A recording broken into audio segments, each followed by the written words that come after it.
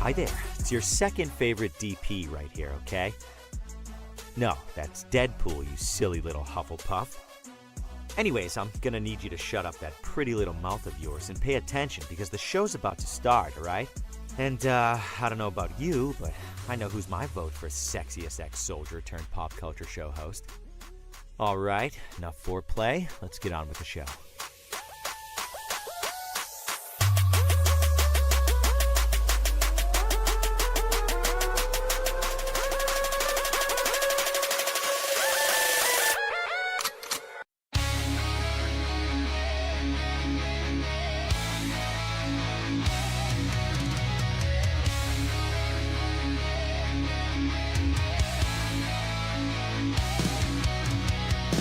Securing my mic on the scene.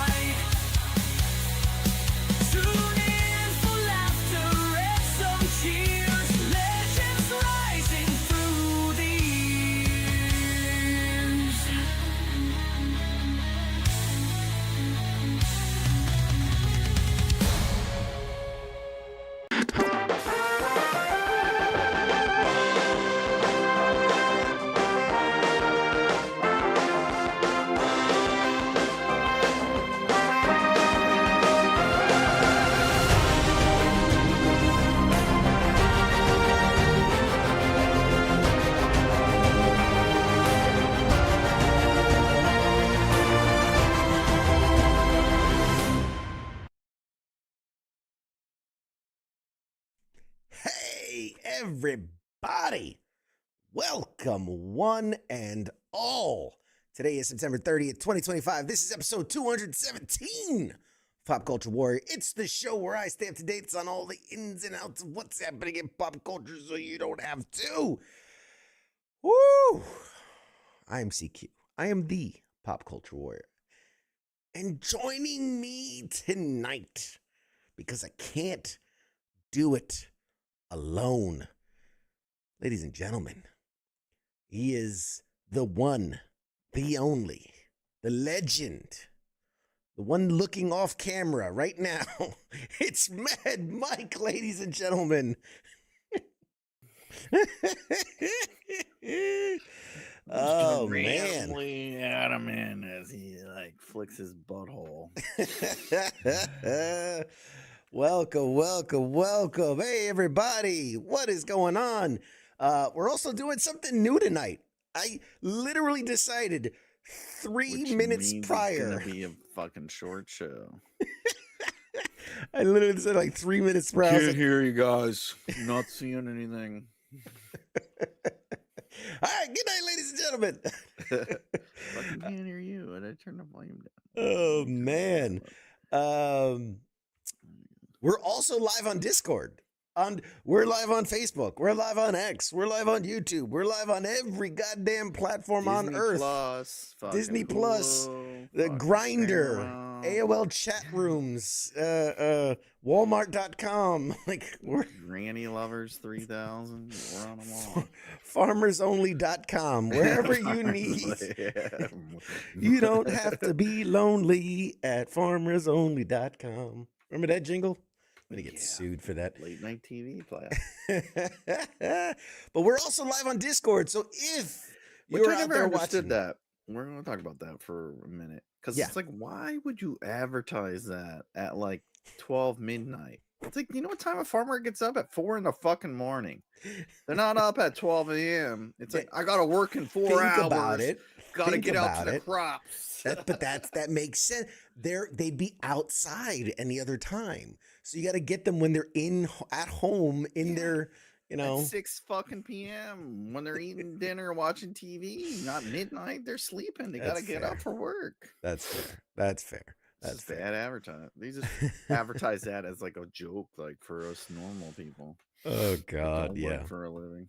Hey everybody, U.S. Army memes in the building. What's up? What do you got? Anubis, you out there? I see you. Ton, man. What's up, dude? We got everybody. Somebody watching on who's watching Discord. On Discord? Click over. Bye everyone. Bye everybody. Bloop, bloop. Oops. Oops. Disconnected. Right on, man. Right on. He requested to speak, and I'm like, I don't know who that is, but you're not hopping on my show speaking. Anyway, you listen to us. You listen to me. You listen to me.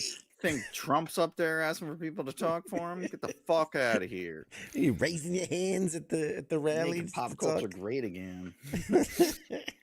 Same fucking college campus. Everyone doesn't get a turn. All right. Lots to go over tonight. Also, stay tuned. Later tonight in our second hour, we have a special guest joining, Michael Paraskevas, I believe. Bublé, I got all excited.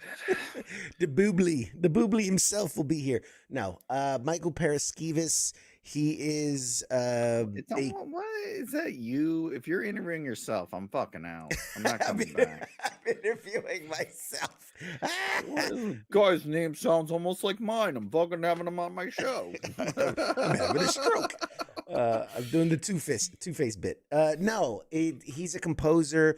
He's done stuff for Agatha All Along for Marvel. I believe he did stuff on Hawkeye and a bunch of other shows. So he's a wonderful Marvel composer. Stuff. Got it. Marvels. He did the Bunch Marvel of other stuff. stuff. Like all the Marvels. All ever. the only stuff that I care about. You know this by now. No, He could have been I an don't want to call it Oscar. pop culture. We just call it. He could have won a Marvel. Grammy, an Fucking- Oscar, and I'm like, you did that one episode of Daredevil, right? Yeah. You did Won that jingle. 36 fucking Emmys, a Tony. Guy got the Presidential You Medal did of Freedom. The intro to Marvel Zombies, did you not? Let me talk to you about for 3 hours about that. You did that jingle for that thing, right? You know, Do you know did the, Tony Stark personally, or oh man, do you remember, is it what's the you did that Disney Plus, you know, like when it starts, the sound effect. You did that, right? That's you. It's like, yeah, I guess. No, he's done a lot. 39 more questions about that one thing. You did. What's it like? What's the mouse like? No, but yeah, so tune in. He's gonna be here live joining us. We're gonna have some real good talk. I met him in San Diego, man. Really good dude. We had a really great conversation about You meet really a lot short. of dudes in San Diego? Listen. A little business, a little pleasure. What I do in San Diego Comic-Con San is my own Diego, business. Land of men. Just saying. Okay. So, a couple of things. Dude, Disney next did week. cancel us, but we came back. Thank you, people, for Yes. voting Yes. us back in. You know, We Jimmy Kimmel also got canceled, but you know, we were the headline. we were all over the news, yeah. Your guys' ratings are low. Like we had the same 3 people watching us forever. As soon as they Both stopped of watching, the other viewers are our phones we have on in the background. I have 84 phones just streaming me in the corner. It's like, oh, he's canceled us. It's like, We got why? you guys back. Why is the IP address the same on all of our viewers? Oh, it's weird. Fucking don't tell Facebook how we do things. God damn it. That's weird. That's strange. Next week, dude. Next week is New York Comic Con, baby. I'm so excited. Never heard of it. Never heard of her. Never heard of it. My 4-month-old says hi. Hey, Insomniac, tell your 4-month-old we said hi back. Where's my money? Goo goo gaga. Goo goo gaga in this bitch. Anyway, God Jesus, I slammed an energy drink, and that was probably a poor decision before this. I'm tired as fuck. Oh, so yeah, New York Comic Con next week. We still got a show next week, and I think we have a guest. Dude, we have a lot of guests. A lot of guests coming up. I was looking through the little appointment sheets, and I'm like, oh God, I did a lot of guests all in a row. So that's gonna be fun. That's gonna be interesting. But how you doing, Mad Mike? I feel like we haven't seen each other in like a month. How you doing, buddy? Yeah, it's been a month. Yeah. I'm good. I'm fucking here, ain't I? Now you see why we pay him the big bucks, folks. He's really with the conversations. He's really a conversationalist. Yeah, we got shit to talk about. Let's see. I mean, what's come out recently? I know they dropped Marvel Zombies. Yeah, we watched Marvel Zombies, which was good. I liked Enjoyed. it. Yep, I think very they did quick, good. 4 episodes. I mean, Should've had Arthur Sinem do the artwork, but you can't get all cool with it. It was good. Yeah, I mean, it's 4 episodes. It's basically a 2-hour movie. Like it's what it's built Is that to it be. though? They're not doing any more. That's Just it. the 4. It's the 4 episodes. Okay. I thought there was one. I thought there was like 6. I'm pretty sure it's just the 4. They're gonna come back with another season. Like no spoilers, but there's a bit of a cliffhanger at the end. So well, my thing was like, oh, because you ever wonder why like Kamala Khan, yes, Harris, right? Okay. Yeah. Yes. Kamala Harris. Well, she shoots out the like weird shits that look like Crystals. fucking precious gemstones. Right. I'm like, yeah, she's gonna make that shit into fucking the Infinity Stones again. That was my whole thing. Like, she's gonna harness the power with her stupid gemstone field that she does, and then they're gonna show what's her name with like the gauntlet or something. It's like, it's all fake, but you're stronger than that, because we need you to work the AT&T call center also. Jesus Christ. You're the only one left. You gotta get back to work. The views and opinions expressed by Mad Mike are in no way in affiliation with WCF Nation They're Radio, Pop Culture 100% War. mine. They're 100% accurate. But yeah, that was my prediction. And I was like, you never trust the freaking, red-haired ginger. You never trust a ginger, let alone a zombie ginger, first of all. But yeah, it's facts people know about. It's like he's trying to get us canceled, folks. I try hard, but we still come back every week. Nobody watches us. Oh God, it's hard to get canceled when you were never. What's the opposite of canceled? Like started. You were never accepted. It's hard to get canceled. Not taken off. So no, I liked it. I thought it was good. They had no fear about like ending people. How did Hawkeye shooting arrows as a zombie? I would just want to see like his eyeball fall out or something, I mean, I mean, you remember in the Marvel zombie books, like when they would eat, they would regain their kind of, because they're like, see, so this is where it's complicated because they don't show any of that and they just go off of right. But this is what I'm saying. In the books, there was this whole thing of like regular zombies are just mindless zombies. And the only people that turned into like the powered zombies obviously were superheroes.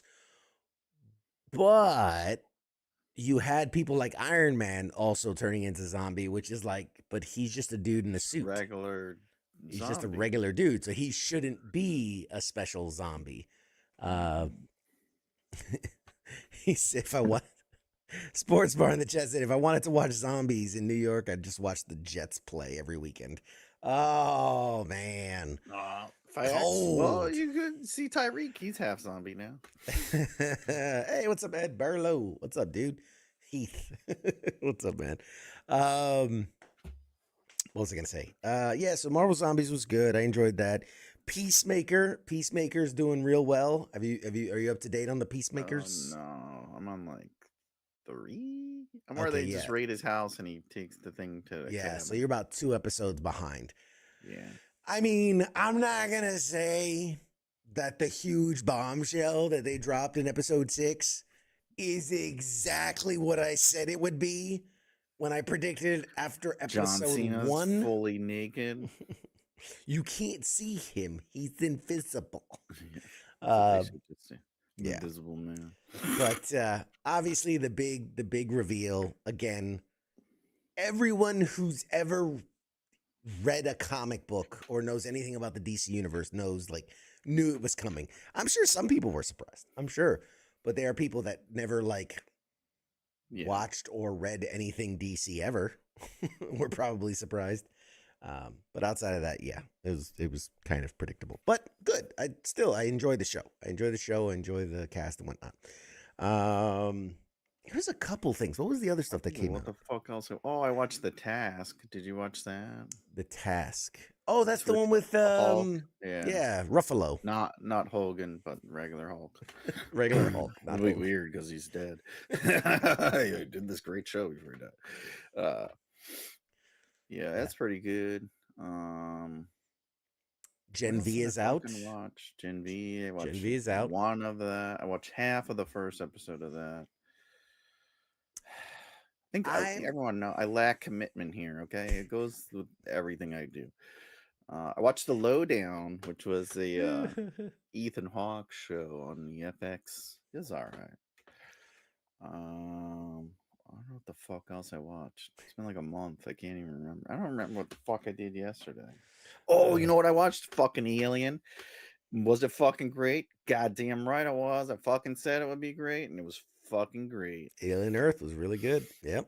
Very, very good. The actual King Smith says, can't wait for the next episode. What's the next episode? I don't. Oh, the next episode of Peacemaker. I gotcha. Sorry. Next episode.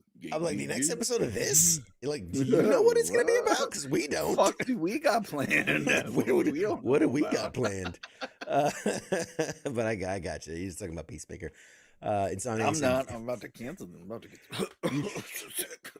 get You guys were gone for so long, I started watching JoJo's Bizarre Adventures just because I missed y'all. Ah, I don't know if that's a compliment or an insult, but thank you. What I started watching was The Witcher again, but I think I'm on like season 2. Yeah, you're way behind. Season 3. Yeah, season 4. The Liam's Thor's brother Hemsworth's comes in. It's coming in. So the actual King Smith says Chad Powers. I can't watch it. I can't watch. Like, I'm sure it's good. I'm sure it is. Yeah, but I can't bring myself to watch it. The premise it's surprisingly good, but it's like that doesn't make me want to watch it. It was like, funny when it you was expect Eli. absolute It shit. was funny when it was Baker Mayfield. It's funny when they're really talented. It's not funny when it's like you're taking it serious. pretend. Yeah, I seen that already. It's The Replacements with Keanu Reeves. It was all right. My thing is like it's funny as a it's funny when you're really talented spoofing on people that don't think you are. We're like, oh, look at this fucking guy. What's he gonna do? And then he fucking rips a fucking 70-yard fucking spiral in someone's face. Jesus Christ.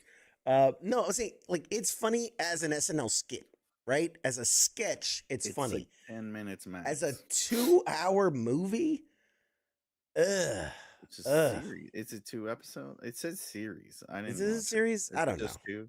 I don't know. No, it said series. I thought it was a movie. I thought it was a movie. I, like you, I'm not watching it because I will not fucking cave in to fucking nonsense. And Mr. Johnson Did and you Chad. See Eli fucking. He was an umpire for the Savannah Bananas. No, I did not. I don't watch a lot of bananas. They're making a show. Well, you should because they're making a show about it. They're making a show about everything. Eventually, we'll have a show about us. I hope they don't. If they do, I'm just giving up. I'm fucking quitting. I'm out. 4-episode miniseries, right? Is the Chad Powers things. Mr. Johnson says it's Marvel Zombies, which is 100 times better. Okay, yeah. Like people put a lot of effort into it, and these guys are just like, yeah, let's get Glenn Powell. Man, just when his star power was taken off, just yeah, it's like it's a terrible choice. What is that? Like, did he not review his contract? Does he owe somebody? Like, he owes somebody just does something. Whatever. Like, you usually have to be successful before you just do whatever. Like, okay, if you have a drug problem in 17 houses, like, okay, you can do whatever the fuck you want. When you've done Twisters and Top Gun 2 40 years after with a 65-year-old fucking fighter pilot, it doesn't rate a shitty show yet. Like, okay, you got to do 30 years of drugs, have 17 houses, 5 divorces, and then it's okay to do shit. Okay, you do, yeah. It. All right. Then you do the grab Nicolas bag. Cage reference right there, in case you didn't get it. And for the person in the chat that said there should be a space between Mad and Mike, no, because it's not 2 words. It's one word. 2 words. It's one word. Mad Mike. One of me. It's one word. All right. Fuck you. Tell one word. My Mad Mike. Name. Who the fuck are you? AT&T. Let's see. There's a lot of news came out over the last couple of weeks. Really. Well, I don't know if you saw this, and yes, it's gonna be a Marvel thing. Yeah, I saw another 35 people in fucking Highlander. Got it. Okay.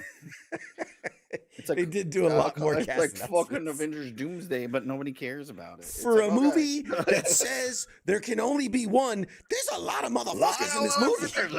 Like, just say who's not in it. Okay, Jimmy Kimmel's not in it. Adam Sandler's not in it. Got it. Oh, Jesus Christ! Fuck's sake, man.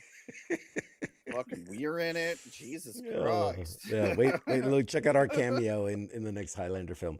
Now, Spider-Man, I don't know if you saw the news, but Tom Holland took a took a nasty bump during a stunt and then ended up being rushed to the hospital. Although, I think it was a bit dramatic telling, um, because it turned out he just had like a concussion, right? Like he just got his noodle rattled.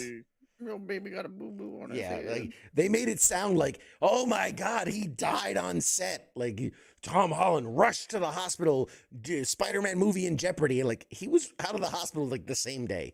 Maybe if you drank a beer with alcohol in it, you wouldn't be such a bitch. Jesus. Oh man. I don't remember my first concussion. Just saying. Yeah. That's a fucking brain injury joke. God. Yeah. It's not funny when I explain all my jokes to people. There was a report. So did Henry Cavill on Highlander? Yeah. There was a report that Netflix. No, he's out. Liam or Liam Hemsworth's gonna be in. Is that the right one? Is that the one? It's Liam, not Thor one. Yeah, Liam. Yeah, you're thinking of Chris Hemsworth as Thor. Liam Hemsworth is the fucking names, the lesser of the Hemsworths. Facts. I don't do any of that stuff. Colors, shapes. It's all a construct. He's taking over. He's too busy. He's got to do. Not do Superman. Oh God. But Netflix was reportedly preparing a bid to buy Warner Brothers. I keep seeing that come up, and it's like, why? What? We're Are getting they for sale still? Like that James Gunn take them over? Like this is why I'm confused. It's you have this company that you build into this mega huge mammoth organization, right? And you would say that like Netflix and Warner Brothers are at the same level, and yet one can acquire the other. And at this point, because think about it, what is it? Amazon acquired MGM. Mm-hmm. If Netflix acquires Warner Brothers, there was a clear delineation between like movie studio, TV studio, streaming studio. And now it's turning into this one big mush of like Disney owns that if Netflix gets Warner Brothers, like Netflix owned, Amazon owned. And it's like, well, Comcast owned, I think Comcast owns Warner Brothers as it sits now. I mean, it's something. But it's like, it's like you're just trying to be like Disney. Well, we own Marvel. And it's like, well, we own DC. And it's like, well. And I mean, and here's the thing, because, okay. But HBO owns them. So who the fuck owns HBO? I don't know. At this point, there's like 6 people that own everything. I don't know. It's like, are you buying HBO? I don't care. I don't know. I get so angry and frustrated. Doesn't matter. What the fuck are you gonna show? Where can I watch fucking Batman and fucking Peacemaker? All right, now I gotta go to fucking Netflix. God damn, there's only 5 people that own it. How are they buying so much shit? Right? How is Netflix affording, dude? 5 subscribers, but they have 17 gazillion fucking dollars. It doesn't make any sense. It's like, no, okay, it's a drug front. If I don't get it. That's a drug front. Honestly, I don't get it. It's fucking money laundering, and it's fine. I don't understand. Where taxes are going, that's where they're going. Netflix, I don't know how Netflix is affording. Just what was it, a year or two ago? Or I remember during the pandemic, they're like, we're just gonna triple down on like huge, like they paid like every A-list star, like Ryan Reynolds, Leo DiCaprio, Dwayne Johnson. They just gave them $50 million. Just make something. What? It's stupid. And they're like, and I'm like, how do they have this money? Watching. And then they got Tiger King that they paid like an ounce of Coke for. One tiger cub and an ounce of Coke. Well, now they got the fucking, what's the Korean shit that the Squid Games. And it's like that costs like, that's the success. A couple dogs and that thing skyrocketed. Dude, that's the secret to their success. I can't imagine that they're making money off of, a Red One, Adam Sandler, and all these other stuff. Yeah, it's like all Squid Game, which they paid peanuts for. Stranger Things, which was cheap, when it launched and nobody wanted it, and they got away with that. And I then still can't believe it's on. yeah, What and the then like fuck? Tiger King during the pandemic, like those three things alone, probably make up 89% of their revenue stream. It's I don't weird. know. I don't know. But I don't anyway, know. we keep saying like, well, they're gonna go out of business, but they're not. And it's like, I've but nobody's just. They're like, let's enforce. We're enforcing subscription, and it's like, no, you just click the thing, and then you can log. Like, I'm one subscriber. I've been since they sold DVDs, and I share my thing with like 50 fucking people. let's not put that out there. Let's not. I don't care. I'm putting it out. 5 people here. What are they gonna do? Ask me for my okay, yeah, hit me up. I'll fucking join up, whatever. But if I'm on, bitch, I'm booting your ass out of there because you can only watch like 10 people at a time. Tune in But it's next like, yeah, week. we're enforcing it, and it's like all you do is click the thing that says it's you, and then you're fucking in. It's like, what the fuck? Like you got all 12 people that really paid for it, all worried, and it's like, no, it's so the easiest workaround ever. Everybody, tune in next week when we announce Mad Mike's login and password for Netflix. Is that the giveaway, sir? God damn. Everybody If you wins on join that the giveaway. Patreon, you also get access to my Netflix. Everybody's a winner. Everybody's a winner. But yeah, it's like, so that it's like that easy work. I mean, at least like fucking what is it? One that Warner Brothers. Fuck, we just talked. God damn it. HBO Max? HBO Max, you have to put a code in now. It's like, is this really you? You logging in here? Are you sure? And it's like, we say a code. Put the code in. It's I like dare Netflix you. is just like, I yes or fucking no. dare you. Yes or no. Got him. It's like, who are you getting? Like 3 people that can't fucking read. People that can't read. They're looking at the buttons like, shit. Let me try again. Oh, left. I'm gonna go left or right. Well, I'm right-handed. Got him. got him.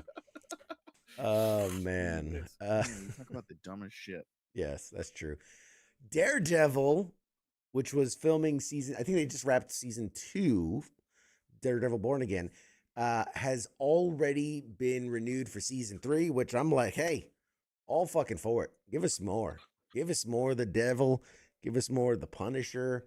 I'm all for it. I love it. Loves me some Daredevils. You look like you wanted to say something about that. I didn't hear what you said. They finished season 2 already? Yes, and they've been greenlit for season 3. They've already been I saw renewed. That. Yep. Let's see.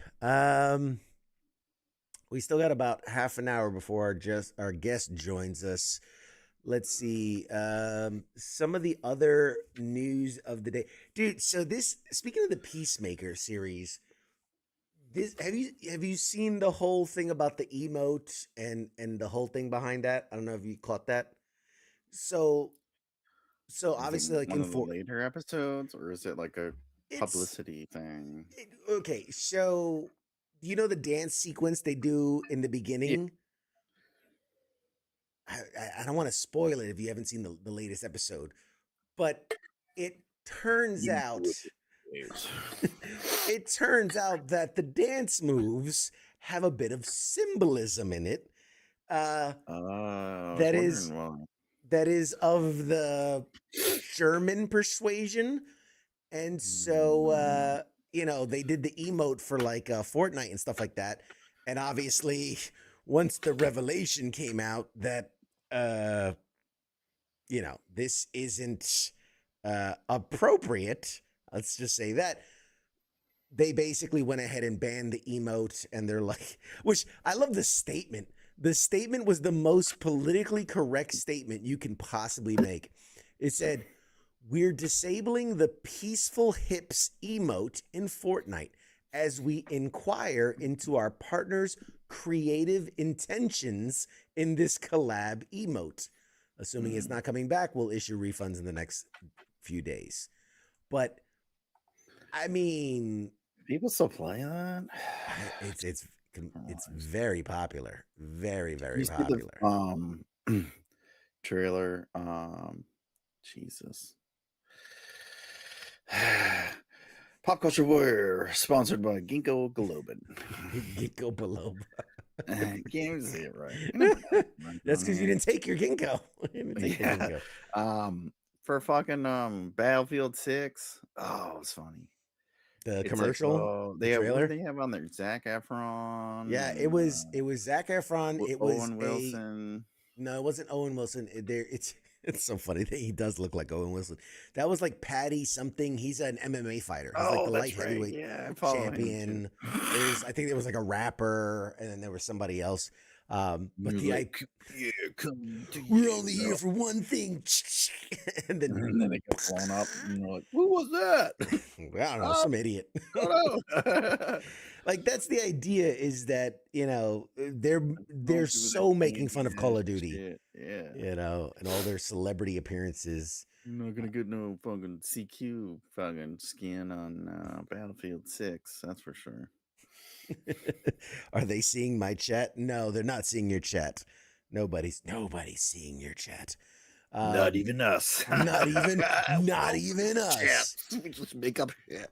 So King in the chat says on April 23rd, 2024, CQ said on Pop Culture War, we will never see Hugh Jackman play Wolverine again. Do I care to stand 10 toes down on that statement? Jesus Christ. Well, Way to considering harass somebody with a brain injury, you fucking asshole. I mean, considering it's already been announced that he's coming back, I guess I can say that I was wrong. Okay. I guess I can say that I was wrong.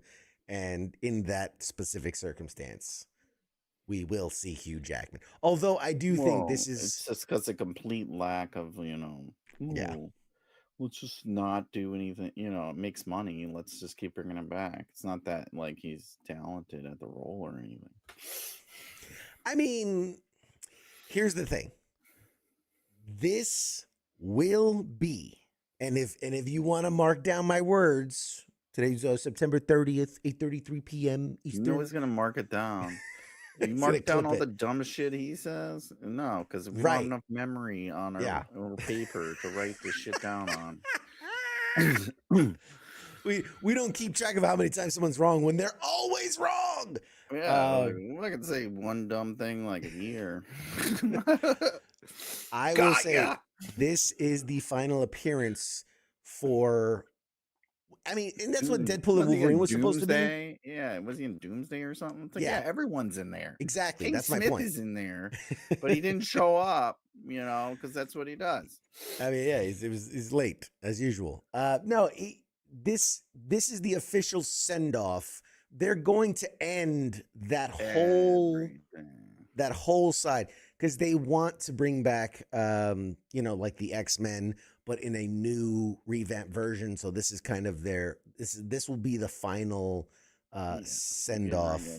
Because they want to try to make money. But I will say, I don't know if you saw, there was a leaked merch. Like, I guess, the cast and crew get like merch, and on one of the, I don't know, it was a hoodie or something. You don't have to buy their own merch? No, they don't have to buy their own merch. Like, it's the swag that the cast and creatives get. I'm in the wrong business. So they had a shirt, and it had the images of all the cast, and people noticed one of them was Hugh Jackman was in it? No way. Let me finish my fucking thought. You know I have ADHD and I can't stay on thought. It was what's his name? God damn it! You love him so much. Cyclops. What's James Marsden. James Marsden. It's James Marsden, but he's in the Cyclops uniform, like the classic blue with the yellow shoulder holsters, and so hot. So yeah, so we'll actually finally get to see America's Cyclops live we've been waiting for action version of like the animated cartoon, basically. The perfect Cyclops. I really can't picture anyone else. Really?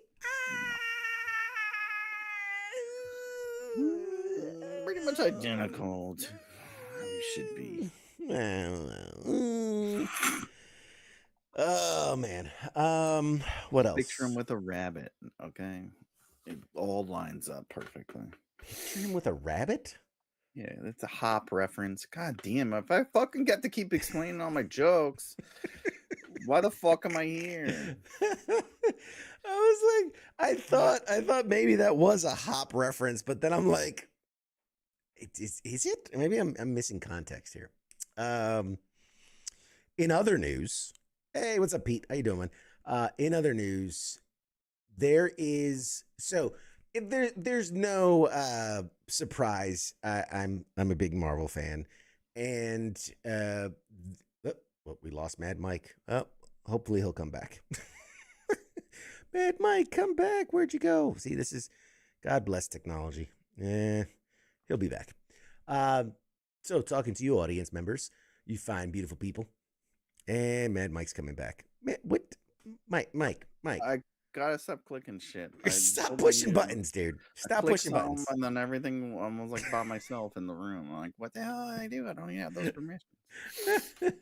I was saying, so the next, or not the next, just released Magic the Gathering had a crossover with Spider-Man,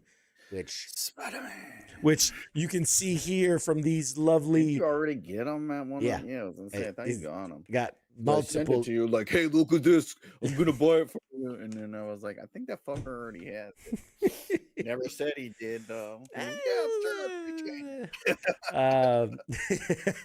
Sugar Plum on YouTube said Mad Mike got mad. He had to keep explaining his jokes to you, so he dipped.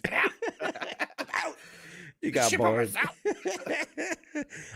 I make my own jokes. They're also doing a Star Trek. Yeah, they're doing so magics. It's this one is the Spider-Man one. They're doing a collaboration of Lord of the Rings. Well, they did a Lord of the Rings, and I think they're doing another set. They're doing a Star Trek one, and then there's another one that they're doing. It's the with Nickelodeon, they're doing the Avatar series.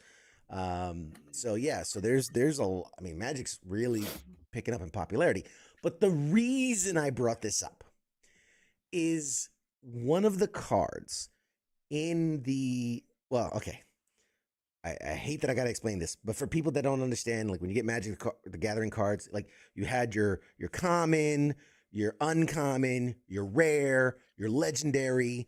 And any card ever. Have you ever collected a card in your life? Yeah, there's always different levels. Cards, which started it all. There's different levels to it. Card, foil card. Then came like the foils and the prismatics and then they started doing everything they could to make it more and more. So like there's the borderless, the variant, the alternate edition, the error cards, all these things.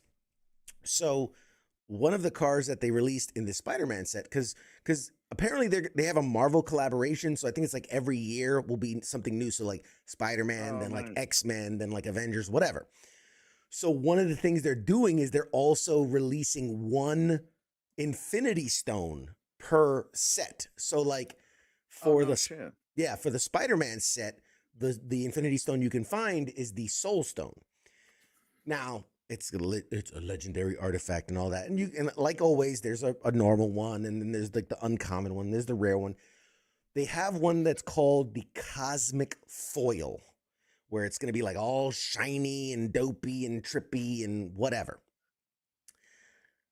Here is a story. This is a real story that says 2 copies of the Cosmic Foil Soul Stone sold on eBay for $15,000 each.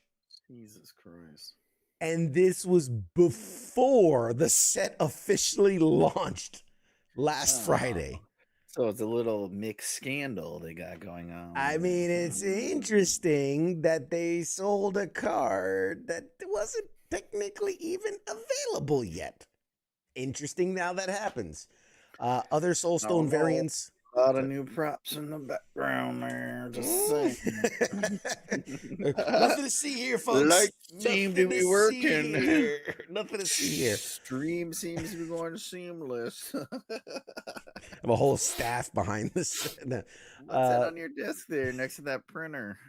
There might be some cards. Print out some cosmic gemstones. I can neither confirm nor deny what this Magic the Gathering card is. I don't know. That's weird. That kind of talent. We can't even run a regular show. So they said other Soulstone variants are also fetching pretty high prices on the secondary market. How are they? Isn't that the first one? How the fuck are they all out already? I mean, there is some speculation the variant is even more rare than the traveling Chocobo cards from the Final Fantasy crossover that was earlier this year. These are supposed to be super rare. Now, I will give them credit. I will give Magic and Wizards of the Coast, who owns Magic the Gathering, they did a Lord of the Rings collaboration. And obviously, if you're a Lord of the Rings fan, you know there's one ring to rule them all, right? There's only the one ring. So obviously, they printed 1 million of like the ring cards, but there was only one ring card that they printed. There was a 1 of 1. It was like the one ring or something like that was what it was called. And like all of the writing was in like Elvish, and it was like super, super rare. And dude, people were going batshit crazy for that card when it released. People were putting out like 10,000 offer, 15,000 offer, 25,000 offer. And I forget how much it ended up selling for. Let's see.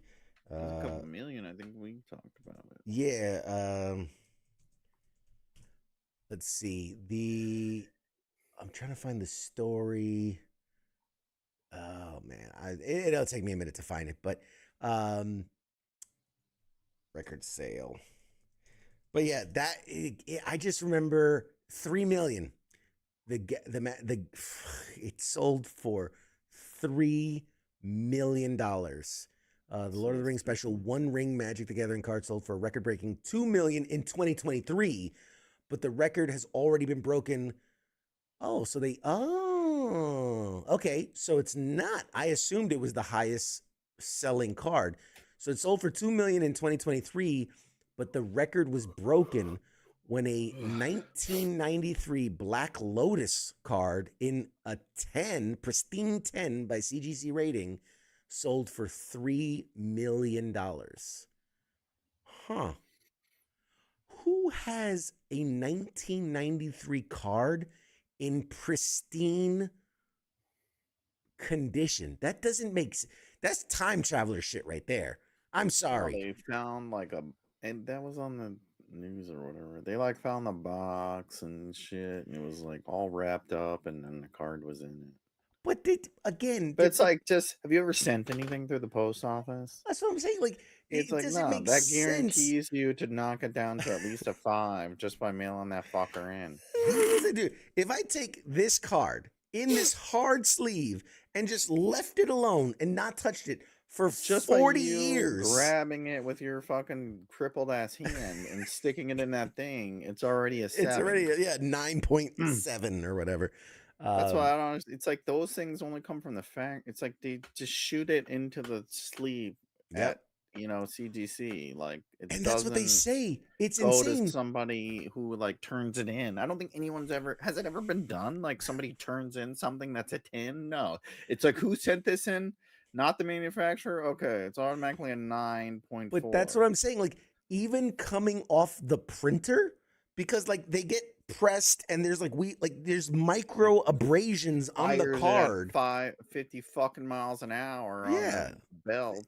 Yeah, it's there's no way that thing comes out pristine. No. Anyway, I'm getting up on the high horse. Line, it's a 10 or what, a 9 point. Even my comics, all 9.8s. It's I bought them all in the CGC thing. I never sent it. I'm this is I read all the shit. I know all the ratings for I'm this is easy fucking 9.8. And I send it in, they're 7. And it's yeah, you sent it in, bitch. That's who's -3. It's it's a 9.5. Wait, who sent it? Mad Mike. Oh, it's a 7. It's a 7 for sure. Wait, what? You just automatically do it. You mailed it in? What did you use? USPS? Fuck. That's -4. In other news, the Wolverine trailer came out, and look, I've said it before, I'll say it again. I hate the idea of exclusives. I don't like Xbox exclusives. I don't like PlayStation exclusives. I don't like PC exclusives. Every 10 years. But I mean, it looks amazing. Let me ask you this. Take out character there is of all Take time. out the fact that it's a PlayStation exclusive, purely from the standpoint of how it looks, as far as the graphic violence and things like that. Do you think they nailed the character of Wolverine? Yeah, they did all right. I think it's like the same level as Spider-Man. I mean, it's supposed to take place in the same universe because it's all the cuts. The cutscenes, yeah. It's like the film cutscenes. It's not the actual gameplay, and it's like, yeah, that all looks fantastic. Just like a movie trailer, and I watch it, and it's like, yeah, okay, it seems good, and then you go there, and it's like a fucking hot flaming turd. Yeah, does the cutscenes look good? Yeah. They got, the classic uniform in there. Yeah. Multiple different uniforms he wore throughout the leather jacket, drinking in a bar uniform. Wear cowboy hat. Got to have a cowboy hat, So it ain't. So they hit all the, the money makers. But yeah. And then they got Omega Red is in it. Mystique in it, a Sentinel. So you got the biggies. You hit the main points. Would they make money on it? No, because nobody plays PlayStation unless you're a loser. I do not agree with that statement. That is not the views expressed by CQ and Pop Culture Warrior. Be, a Bogart ass bitch. I ain't playing that shit. I you know what? I've watched the trailer a few times, and I hate to say it, I don't like the voice. I don't think the voice. Like, it's not bad. AI could do it or something. It's I just feel like Wolverine. He has to have a grizzled, growly kind of voice. Wait, Sony fucked up a character? What? No fucking way. I mean, that's what I'm saying. I don't believe it. That's what I'm saying.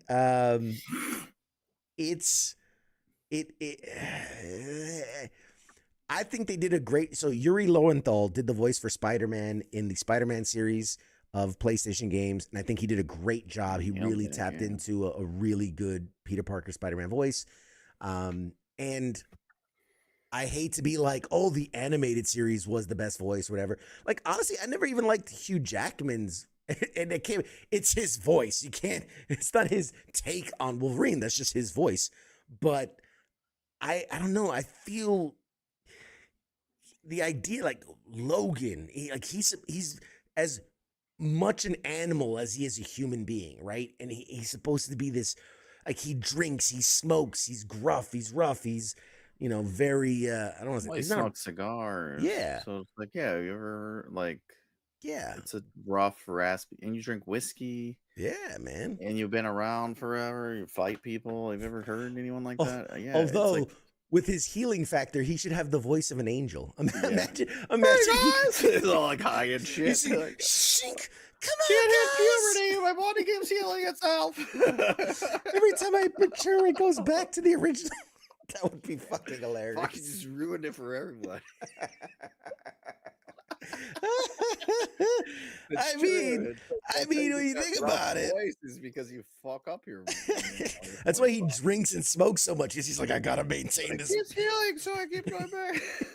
He's like, any day I don't drink or smoke, I talk like this. Oh God, makes sense though, right? Canonically, we just ruined the game for everybody. Ruined the greatest character of all time. He sounds like Kermit the Frog. Hey guys, hey ho guys. It is me, Kermit the Frog. Kermit the Frog. But dude, that's it. That would be such a great canonical reason of why he's always drinking and smoking. Raspy, fierce looking dude, and then he's like, "Hey everybody." They're like, "Oh no, it's the Wolverine." Yeah, guys, watch out! Run! Oh, fuck you! They're like, what the fuck? What? No wonder he's always fighting. He's got to defend. He fucking Urkel to do the voice. God damn it! Hi-ho, guys. Anyway, but yeah, the cartoon guy, I think, did it the best. That's how I always pictured it. Carl Dodd. Carl Dodd is the voice of the animated Wolverine, the X-Men animated 97 series, 92 series, whatever it was. And he's and Canadian, so technically, to talk like an Uber. Yeah. Don't you know? Don't you know about? We got to do something about about those Sentinels. Really sorry about this, guys. Sorry, he's constantly apologizing. Falsetto voice. I'll fuck you up, bub. Sorry about that. Sorry about that. Oh God. Water up my nose. Oh God. Anubis said that EA was bought for $55 billion. So did that go through? Did that? I saw the rumors and I saw the speculation, but I didn't see that offer, but I don't think it was official. Yeah, I didn't think it went through officially. Trump's son-in-law and the Saudis. Yeah. What's up with the Saudis, man? They're just buying up everything right now. It's terrorism. How do you get control of America? You buy everyone. You just buy it. That's what they're doing. Yeah, buy it up piece by piece. Do you see? Like, there was a whole big thing. I mean, and we're not going to get into this, but there was like this whole big thing about the comedy festival. You know, you're playing fucking Madden, and everyone's fucking Saudi Arabian. All right, I'm gonna carefully sidestep any of that further conversation. I'm gonna do a little segue. I didn't even know they needed money though. Like, were they for sale, or they're just like, let's buy them? So it says here, EA Electronic Arts, EA, is to go private in record-setting $55 billion buyout offer. Let's see. So they agreed to sell. Has agreed to sell itself to a group of private investors in a deal that values the maker of Battlefield and Madden at $55 billion, which, if completed, would be the largest leverage buyout in history. Saudi Arabia's public investment fund, Jared Kushner's Affinity Partners, and private equity firm Silver Lake came together to buy the popular video game maker with a combination of $36 billion in cash, $36 billion in cash equity already held by PIF, there, and $20 billion in debt financed by JP Morgan. It's all that OEF wow. For PIF, Saudi Arabia's $1 trillion wealth fund, the investment is a massive opportunity to push ahead with efforts to become a global hub for games and sports, as it bets on enduring value of blockbuster game franchises. I don't know, man. Blockbuster game franchises, though, it's like EA has Madden and like the college, which they just brought back, which is the same thing. It's just different skins. What else do they have? I mean, look. Tiger Woods golf, which I am making no political statement right now, but it does concern me to think that if they were to have controlling interest in games like Battlefield, in which typically we see white versus brown in the games. I mean, call it what you will. I'm fucking in. So now what? We're all running in, blowing shit up. Fucking count me in. I'm up for a different perspective. I've been on one side. I might as well do the other. I'm just saying, like, I mean, I would be shocked to see them different shit. Like, okay, now we gotta do the flight simulator. Okay, where are we flying this bitch? Oh, I got this. Okay.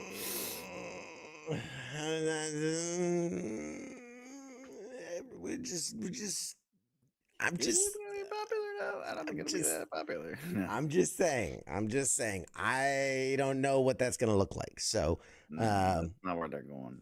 But they don't have a lot of. What do they have? Battlefield. I didn't realize. Oh yeah, Battlefield EA has a lot. EA has a lot of properties. They have a lot of IP. Battlefield. It's all like the sports games though. It's like Battlefield, UFC. But you're thinking of EA Sports, but EA as a whole has a lot of stuff. Zombies versus plants. They're really something there, taking over the world. That made them like $80 billion. Nobody plays it now though. So Apex Legends, everybody knows that. The Battlefield, The Sims, one of the biggest of all time games, the Need for Speed franchise, the Mass Effect franchise, Dragon Age, Titanfall, which they haven't really done much with Titanfall. Which they need to go back to that. They canceled the next one or The UFC games, the NHL games, the college all football, the the sport. Madden. Yeah. I mean, that's just some of their Think they're franchises. gonna change the Sims? Like, all right, okay, fucking Watch get out it. there and work the farm. Watch what you say. Just Yeah. mindfulness. Get out there and work the farm. Mindfulness, sir. There goes- Mindfulness. Let's tiptoe. Just beating the shit out of women. All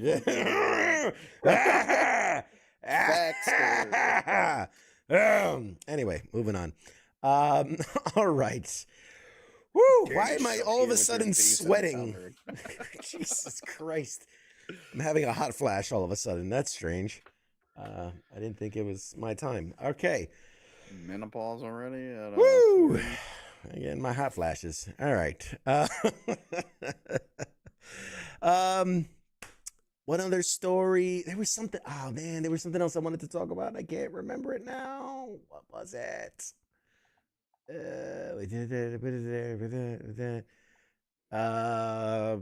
Shoot. Yeah. Gen V, Marvel Zombies.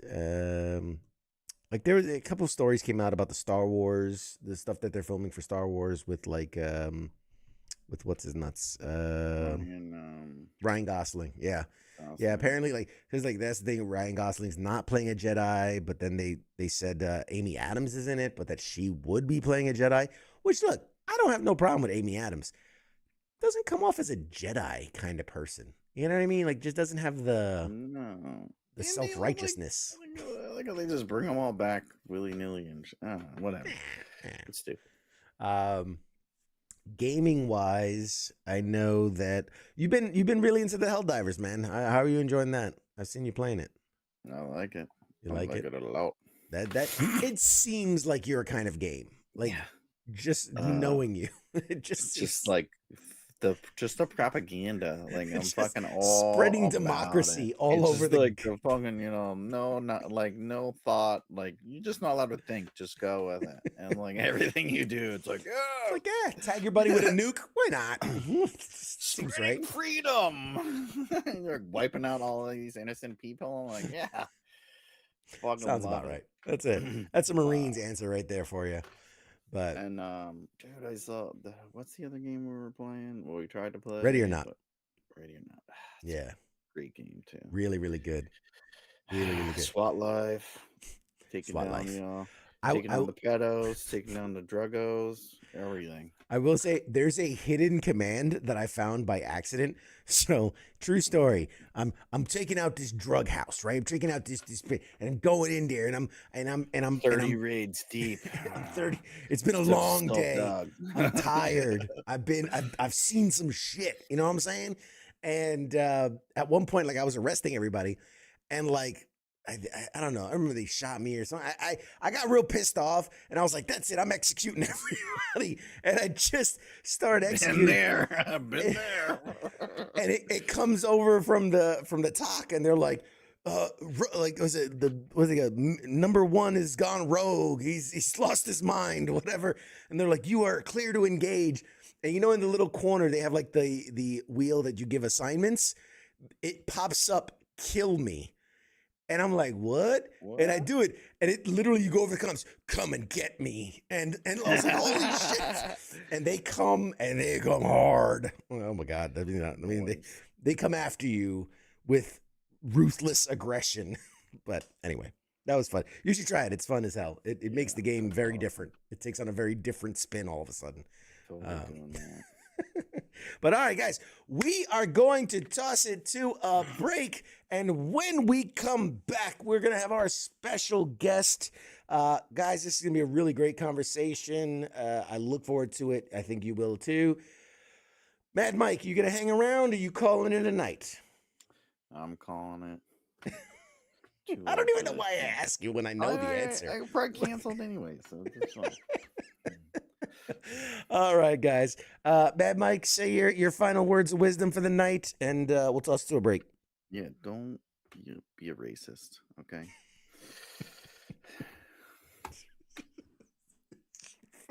Maybe pass a budget if you're in politics. Maybe pass a budget. I don't know. Yeah.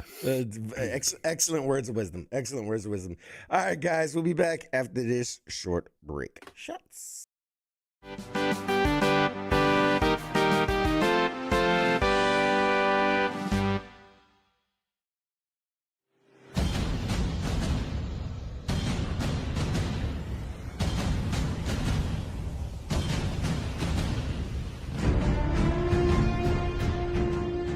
Hey, you there?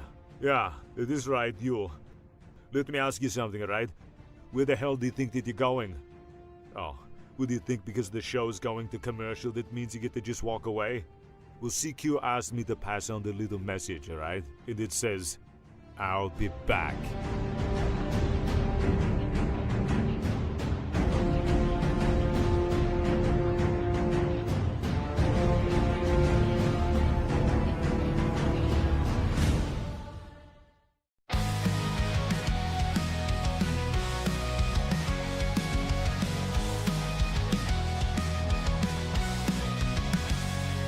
In the shadows of the city bright, where heroes rise and take the fight, there's a voice that breaks the night. It's CQ with the insight. From the comics to the silver screens, talking legends and those crazy scenes, pop culture trends and hidden themes. CQ reveals what it all means.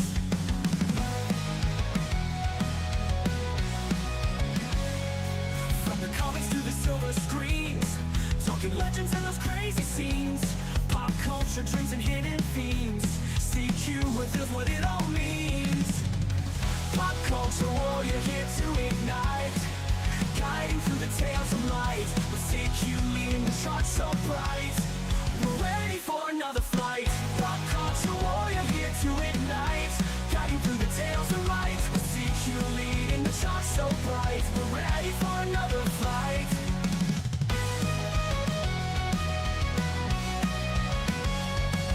Marvel at the twists and turns, villains playing heroes learn. Every episode we'll discern lessons from the past to learn. Games we play and books we read, CQ's wisdom's what we need. Memories that make us bleed, together we will take the lead. Pop culture warrior here to ignite, guiding through the tales of light, with CQ leading the charts so bright. We're ready for another fight. Pop culture warrior here to ignite, guiding through the tales of light, with CQ leading the charts so bright. We're ready for another flight.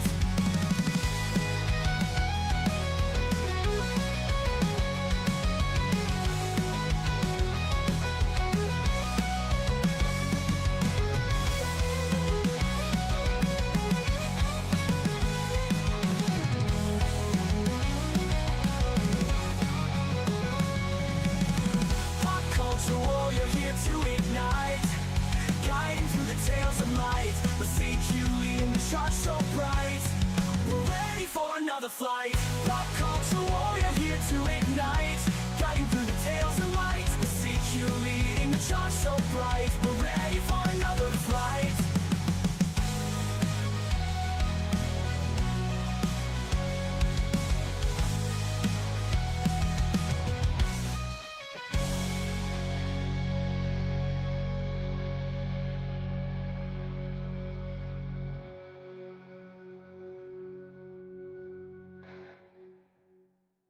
Hi there. You're watching Pop Culture Warrior. This is the way.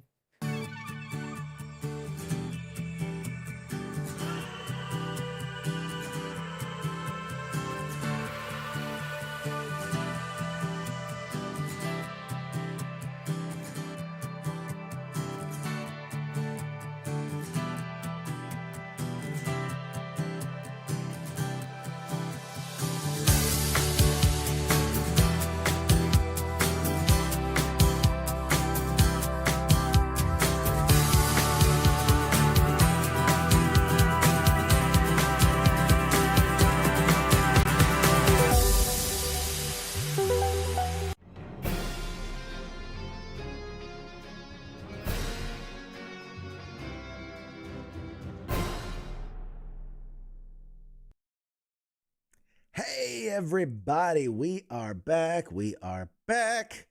Oh man, I'm just having a wonderful night. I'm just having a wonderful night. I hope you are too. Thanks for tuning in to Pop Culture Warrior. I am so excited because my next guest. I mean, what can I say? No, let me do this right. I got to do this right. Ladies and gentlemen, our guest tonight is a rising star in the world of music for film and television. He's a composer with a speciality in blending orchestral and contemporary sounds to enhance storytelling, whose work you've probably heard without even realizing it, bringing to life some of the biggest projects in entertainment today, including things like Marvel's Agatha All Along. I had the great pleasure of speaking with this guy at San Diego Comic-Con this year, and now he's here for more. So please, if you will, welcome, ladies and gentlemen, our guest for the evening, composer extraordinaire, Mr. Michael Paraskevas, everybody. Yeah. All right, thanks for having me. Yes, yes. There it is. There. It took a second to load. There you are. Hi. Hey. All right, thanks for having me. Of course. Are Good you to- kidding good to me? See you again. It is good to see you again. We had a very short conversation because I mean, for those that don't know, you do something like a press room in a San Diego Comic-Con. It is like talk to this guy for 5 minutes, talk to this guy for 10 minutes. And you're shaking hands, you're moving, you're grooving, you're doing your thing. If I remember correctly, you said that was your first San Diego Comic-Con? Yeah, first time ever visiting and speaking, and so it was such an amazing experience. Very very overwhelming, like you said, but it's a so lot. much fun. It's a lot. We're definitely going to circle back and touch on that because I don't think people fully grasp. Like they hear like, oh yeah, San Diego Comic-Con is busy, it's big. I don't think if you haven't been there and been in the middle of it, you can fully grasp that. So we're going to touch on that. But first, I've got to do my due diligence. First of all, pat myself on the back for saying your name correctly. Woo! Because Yeah. we all know I have a real problem with that. That is a true statement here on the show. But we love to have our little opening icebreakers. So first and foremost, what is your connection to the military and or veteran community? Yeah, so my grandparents all served or my grandfather served in the military. One in the Air Force as a chaplain, and another in the Navy. It was like in submarines and stuff during the Cold War, which I like can't imagine what that would have been like. They also have several, cousins and stuff as well that have also served at different times. So it's yeah, kind of It throughout runs my deep. family. It runs Yeah. deep. I like it. I like it. We thank them for their service, obviously. What do you, right? We are all about pop culture, movies, TV, comics, toys, blah, blah, blah, blah, blah. But what do you geek out about, right? Outside of your given profession, what do you geek out about? Yeah, it's easy. For me, it's baseball is kind of my huge love. I think Oh, even when I was younger, like that was the dream, was to be a professional baseball player, which, fortunately didn't work out that way, but I think, I'm trying to I've made it, yeah, doing other things. But yeah, after this, I'm gonna go to the bar and watch the Dodgers play in the playoffs. So it's that time of year again. it's that time of year again. It's like it's I like won't Christmas in October. I won't hold it against you. I'm more of a football guy, so I get it. But that's interesting because you when you hear like musically trained like you don't think sport. Like, there's this old thing of like there's the sports guys, and then there's the nerds, and then there's like the band players, and I'm a big football guy, even though I love all the nerd stuff. So I love that. Yeah. That's what I love about pop culture and like that nerd kind of geek mentality of like you can love whatever you love, and that's all that Yeah. matters. That's awesome. So let's get to know you a little bit. For the folks at home that maybe aren't familiar with your name and your work, shoot us out some things you worked on. Right, get us excited. Let the people know where your work is seen out there. Yeah, like you said, I've worked on quite a few number of Marvel projects like Agatha, WandaVision, Hawkeye, and then the second and third Ant-Man. Um, and in addition to that, I've worked on Frozen 2, um, worked on Free Guy, And then I've also done a lot of indies, and Mhm. so a couple of my recent ones is a feature film named Unspoken, and another one that's actually coming out next week called El Tonto por Cristo. So Tanto por Cristo. I try like to do it that. all. Yeah, like that's incredible. I mean, it's like I'm trying to find the words because it's like, oh, I not knocking anybody, but you're like, yeah, I did this jingle for like a commercial. I know I did the McDonald's, like like a I little mean, thing, that but makes some money though. yeah, well, yeah, I'm sure, right? The jingles work, but this idea that like, especially now, Marvel, DC, all like that's mainstream. That is pop culture. That is huge. I can't imagine like the reaction that when they, oh, what do you do for work? You're like, I work for Marvel. I do that. I do some things. Like that's got to be like if you talked with young you for a second, right, and said, hey, we're gonna be doing this thing, and like, how do you think you would have took that, early in life? I still pinch myself like even today because it's just to be able to do this as a living, to make money, just sit around making music and something that like I just kind of enjoyed in my free time growing up. And um, there's like actual ways to work in that way. I think is really special. And I've gotten to like collaborate with really cool people. I've gotten to travel overseas. Like we've recorded in like Abbey Road, huge Beatles fan growing up. So like getting to be there and like hearing some of the world's best musicians play your music in the same studio that the Beatles recorded so many iconic albums. Like yeah, it's it's crazy to think about. That's And awesome. I'm excited for many more adventures. I love it. I love when people get to live their dream, man, and are just unabashedly like happy and joyful and excited to be doing what they're doing, which I think in any like when you look at the entertainment industry as a whole, right? Whether you're acting, directing, writing, composing, whatever it is, you have to have a passion for it. Like this is not something you're like, I guess I'll write music for Marvel. Like you have to really love and like be, elbow deep in it, as it were. Um, I've seen in this industry where people have been like, I've been building to this since I was in grade school, right? Or I've kind of fell backwards into it because I was trying to do something else. Where do you fall into that spectrum into getting into this career? Yeah, I think my dad's a music teacher, and so I, grew up in a very musical family, and my extended relatives as well. And it was just, I always say, it's just kind of like a language I learned early on, and has always been a huge part of my life. So, like I said, like when I had the realization in high school, like maybe baseball wasn't quite going to be the path I imagined.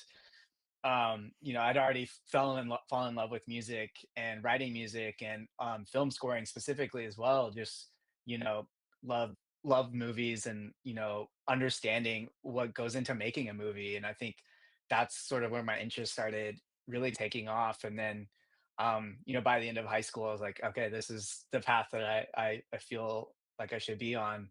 And here we are. So it's yeah, went to school studying composition and film scoring, and always knew I'd eventually move out to LA to pursue that dream. That's incredible. I'm curious because for some people, they can think of this pivotal moment, right? That light bulb moment, or I knew when I did XYZ that this was meant for me. So, for you, what kind of first inspired you to say, okay, it's going to be music composition, specifically like in film and TV, instead of Mhm. saying like performing or recording albums or maybe, theater or like, why this? Why this path? Yeah, yeah. I mean, I feel for me, like there's so many pivotal moments along the way. I think one that comes to mind is like I hated, I played piano among several other instruments, and I hated practicing. And so I would, procrastinate by like making up my own music and sort of messing around. And then, one day I was just talking to my piano teacher, Miss Rebecca Cordes, about, and she kind of saw like a light bulb sort of go off in me, and really thankful for her for sort of like, I was like, oh, you can actually do this. Like there's a way to, actually, study this and, pursue that more full time. And so she kind of, I think, nudged me in that initial direction, and I feel like I've just been running like full speed since then. Awesome, man. Awesome. And of course, we are live. People watching at home, if you have questions for Michael about music and composition and movies and things he's worked on, by all means, put it in the chat and we'll get to it as we can. But for now, he's mine. So, do you remember the first piece of music you ever wrote, and what was it for? Like, what was it about? Yeah, I'd say probably some of my first pieces, like, were when I was around like seventh grade, and I was really trying to like, I wanted to like make a like have a rock band, and I was like making all these really lame ditties on the computer, and like I play like a little guitar. At the time, I didn't really sing. Like I feel more comfortable singing now, but like I just like, you know, was just throwing stuff like ideas out there that sound terrible, but I think, and I don't know, I'd like share it with people and they'd sort of like, what is this? What are you doing? But I think that sort of helped motivate me to like, pursue my craft and like really develop all these tools. And I think it's just kind of, yeah, like it's there's a lot of mess, a lot of messy pieces. And I think even today, like there's still so much of the process of just throwing shit at the wall and see what works, what sounds cool. And um you kind of develop a thick skin in that way, and you sort of figure out, how find your creative process and how to, tame that, and let it run free. Nice.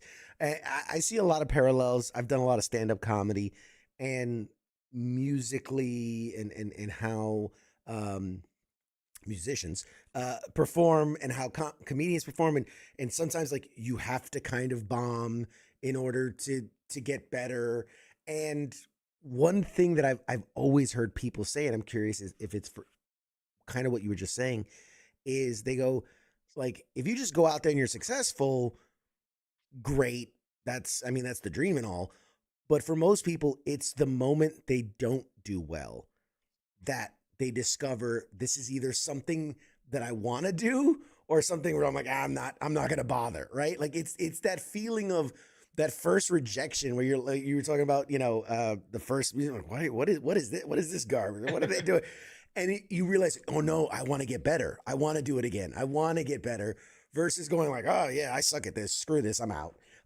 So was that kind of it for you too? This idea of like, oh no, now there's a passion building, and you wanted to not necessarily prove them wrong, but just get better at it. Oh, for sure. And the haters definitely motivate me. But I think, with any artistic medium and, just like comedy, like you're very vulnerable, and you're expressing yourself in other ways, and you want people to receive that. And I think it's a scary thing, even, even today, even after, having done this for many years. Every time, the first time I like show a cue to a director, or I'm showing a reel just to get hired, like there's always this fear of like, is this the best thing, are they going to hate it, and this sort of fear of rejection. And honestly, like you get rejected more than you get Yeah. accepted. And I think like just learning how to move on and like look for the next opportunity is, um it's such a hard thing to do, but I think that's just kind of part of the journey, Yeah. and No, uh, hopefully, yeah, you grow stronger. the more I do this, the more I talk with guys like you and the actors and writers and comedians. It's this, not to say, oh, you are all the same, but it's always this thing of like, it's the hustle, it's the grind. I gotta get better. I gotta improve. I gotta try. I can't be afraid of rejection. But at the same time, I hear it all the time of like this. What is it? The imposter syndrome, right? Of where like, eventually they're gonna figure out that I don't know what the fuck I'm doing. Like that I'm just kind of winging it, and they're gonna stop paying me to do this. Do you deal with a lot of that, or are you like, yeah, I know I'm that good? I mean, it's interesting. I feel like both in a way. Like, I think, when I first started out, I felt more anxious about that. And Mhm. then I realized like no one really knows what they're doing. And even like the most successful people, like there's just so many like happy accidents along the way, or different circumstances that, you think you're making the greatest thing ever and then it bombs, but then you think you're making a piece of shit and then it's for some reason that Biggest thing resonates ever. with lots of people. And so no one, like I realized like no one actually can predict these things. Well, And so I think once I sort of realized that, it sort of helped me feel more confident. And I think that at the end of the day, like that's what's important as an artist, is to be assertive in yourself and in your voice. And some people might like it, some people will love it, and some people will hate it. And like it's just kind of, it's that's what's so cool, is that everyone can find their own thing that they're interested in. yeah. And it's you hope that there's someone else out there that will connect with what you're doing. Damn, that's such a good answer. Such a good answer.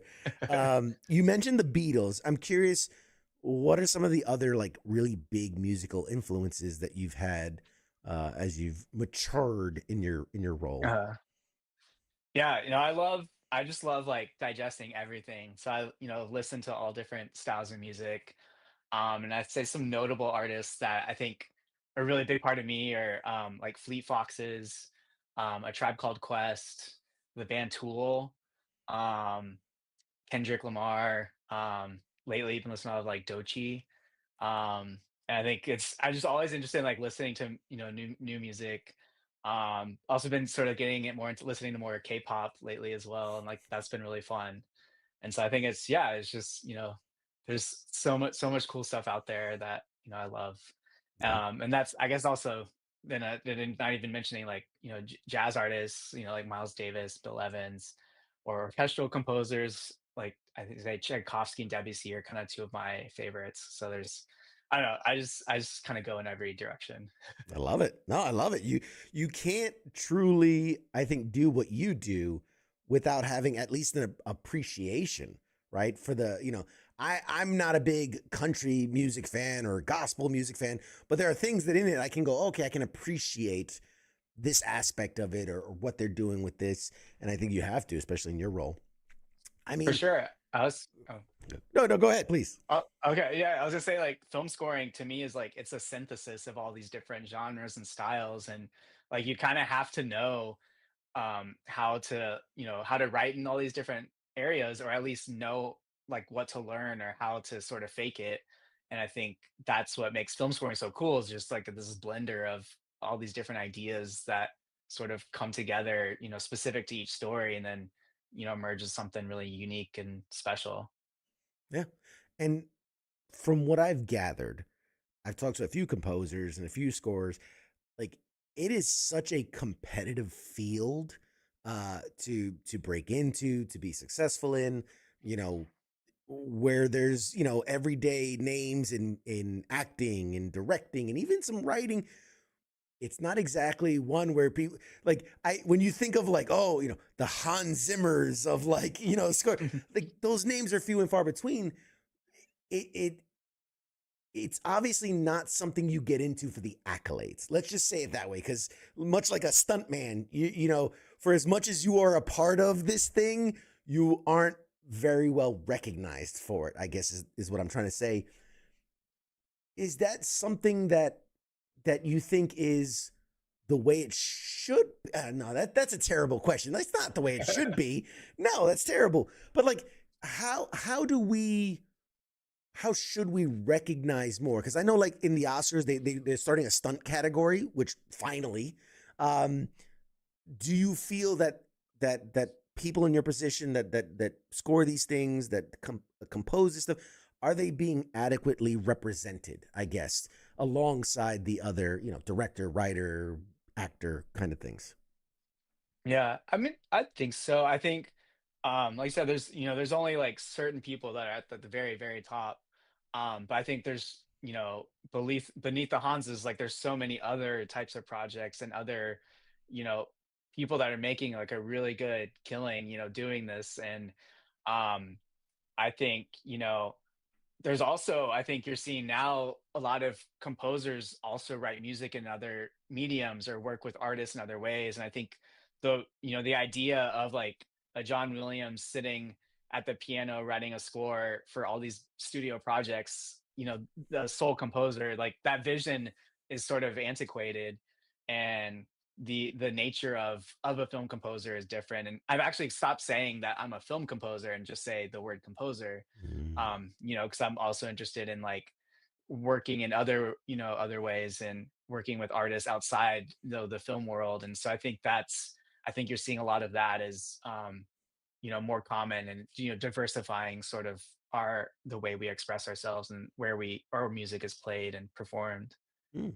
I like it. That's a good answer. For you, what was like your, big break, right? The moment that you felt like, oh shit, like I'm really in this. Like this is a thing and it's happening. What was that moment for you? Yeah, so it was when I met Christoph Beck, who was my mentor. And Okay. I've been living in LA for a couple years, just grinding, trying to find, steady work. And then sort of showed up one day that he needed some extra help on his team. And it really, like, that sort of opened up a lot of doors, and was able to work on a lot of these cool projects, and to the point now where, like, for Agatha and Hawkeye and some of our more recent collaborations, we worked more as like co-composers. And I think, really thankful for his mentorship, and just the opportunity to really, be in those rooms and work on those really cool projects. Mm. And was there a project early in your career that maybe taught you a lesson that you still kind of carry today? Like what was that pivotal lesson that you got? That's a good question. I mean, I feel like there's a lesson in each project. Um, but maybe I think a memorable one is, the first one I, worked on with Chris, The American Made, which a Tom Cruise movie directed by Mhm. Doug Liman. And that was sort of my like introduction to just the pace of, working on these studio films, and um the letting go of your babies, because like you again, like you think you write the coolest cue, but if the director or someone doesn't think it works for the scene, then you kind of have to just like move on and find other solutions. And I think it was sort of a like, baptism by fire, whereas like I just showed up and like they're like, we just need to crank out music, and you need to figure this out as you go." And so I think it was a very humbling experience, and very, changed my perspective on that. But yeah, there's an energy in these types of projects that it's you have to kind of learn, and Mm. to learn how to keep up with it. And I mean, I can imagine too, again, complete outsider, but I can imagine for someone in your position where, like you said, you're the baby, right? This thing that I'm working on and I want it to be perfect, but you're up against the time crunch, you're up against other people's visions of how it should be.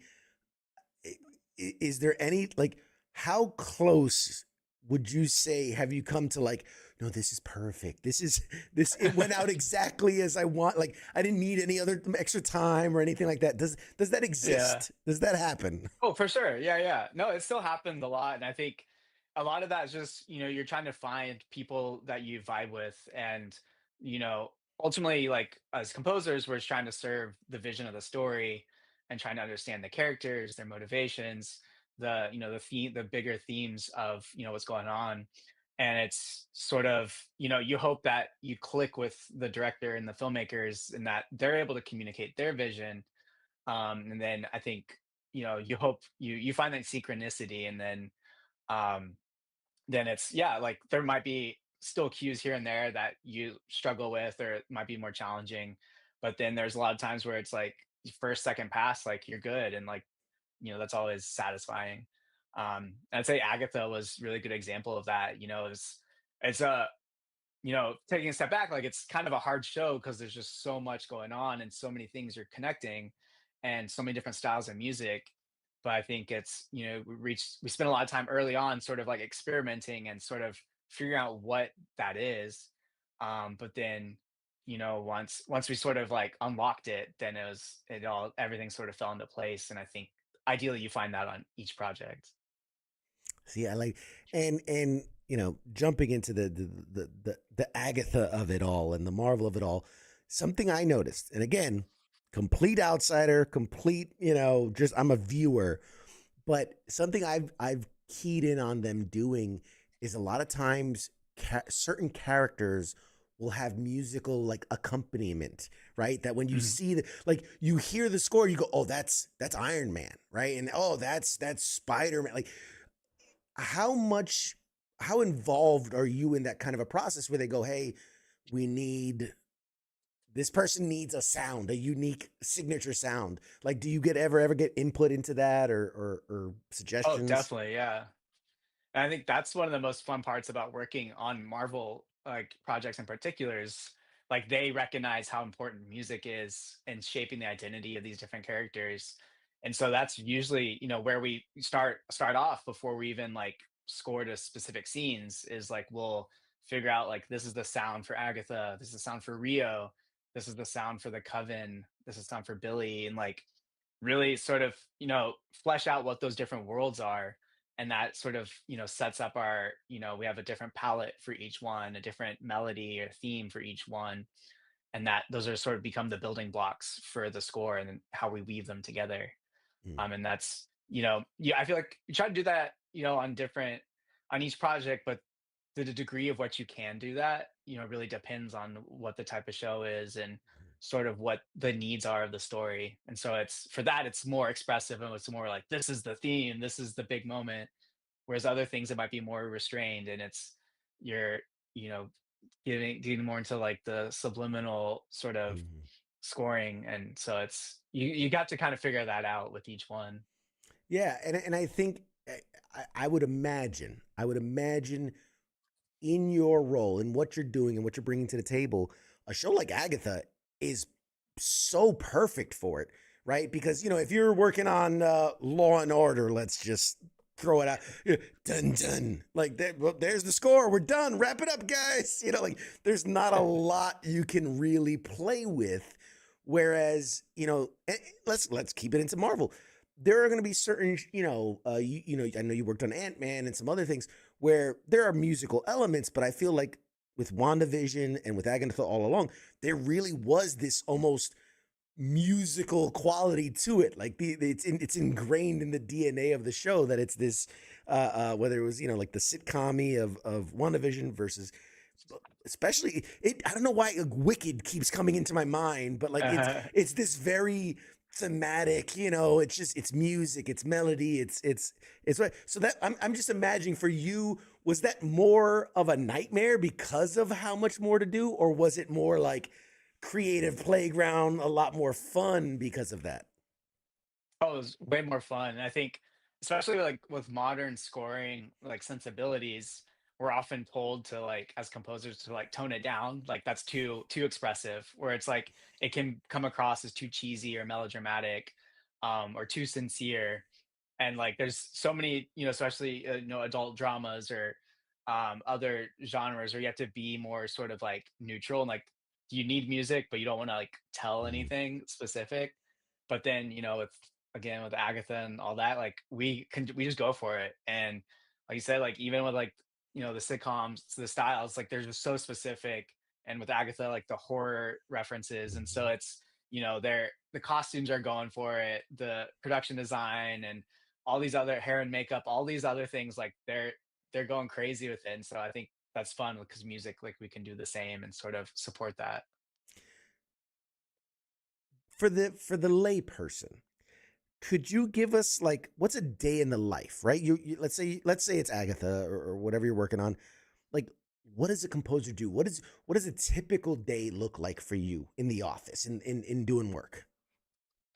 Yeah, I'd say, most composers just sitting at the computer by yourself. And then I think, everyone just sort of has their sort of preferences. So like for me, I'm like I love early morning, go on like a short walk, the sun's just coming up and sort of, get the juices flowing. Sometimes I'll like listen to something as maybe like inspiration, or maybe I'll listen to a cue that I worked on previously and sort of just get in the creative mindset, while I'm going about my morning, make my coffee, all that.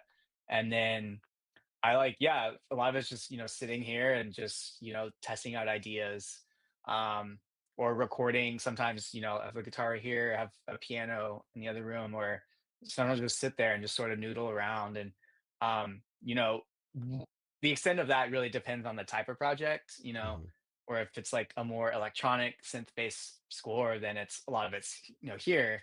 Whereas, but it's sometimes nice to get away from that and try out ideas elsewhere. And so I think, but it's really just, I think it's just like trying to chip away a little bit each day. Cause it's when you start a project, it's so overwhelming because there's just so much work to do and so many minutes of music to write.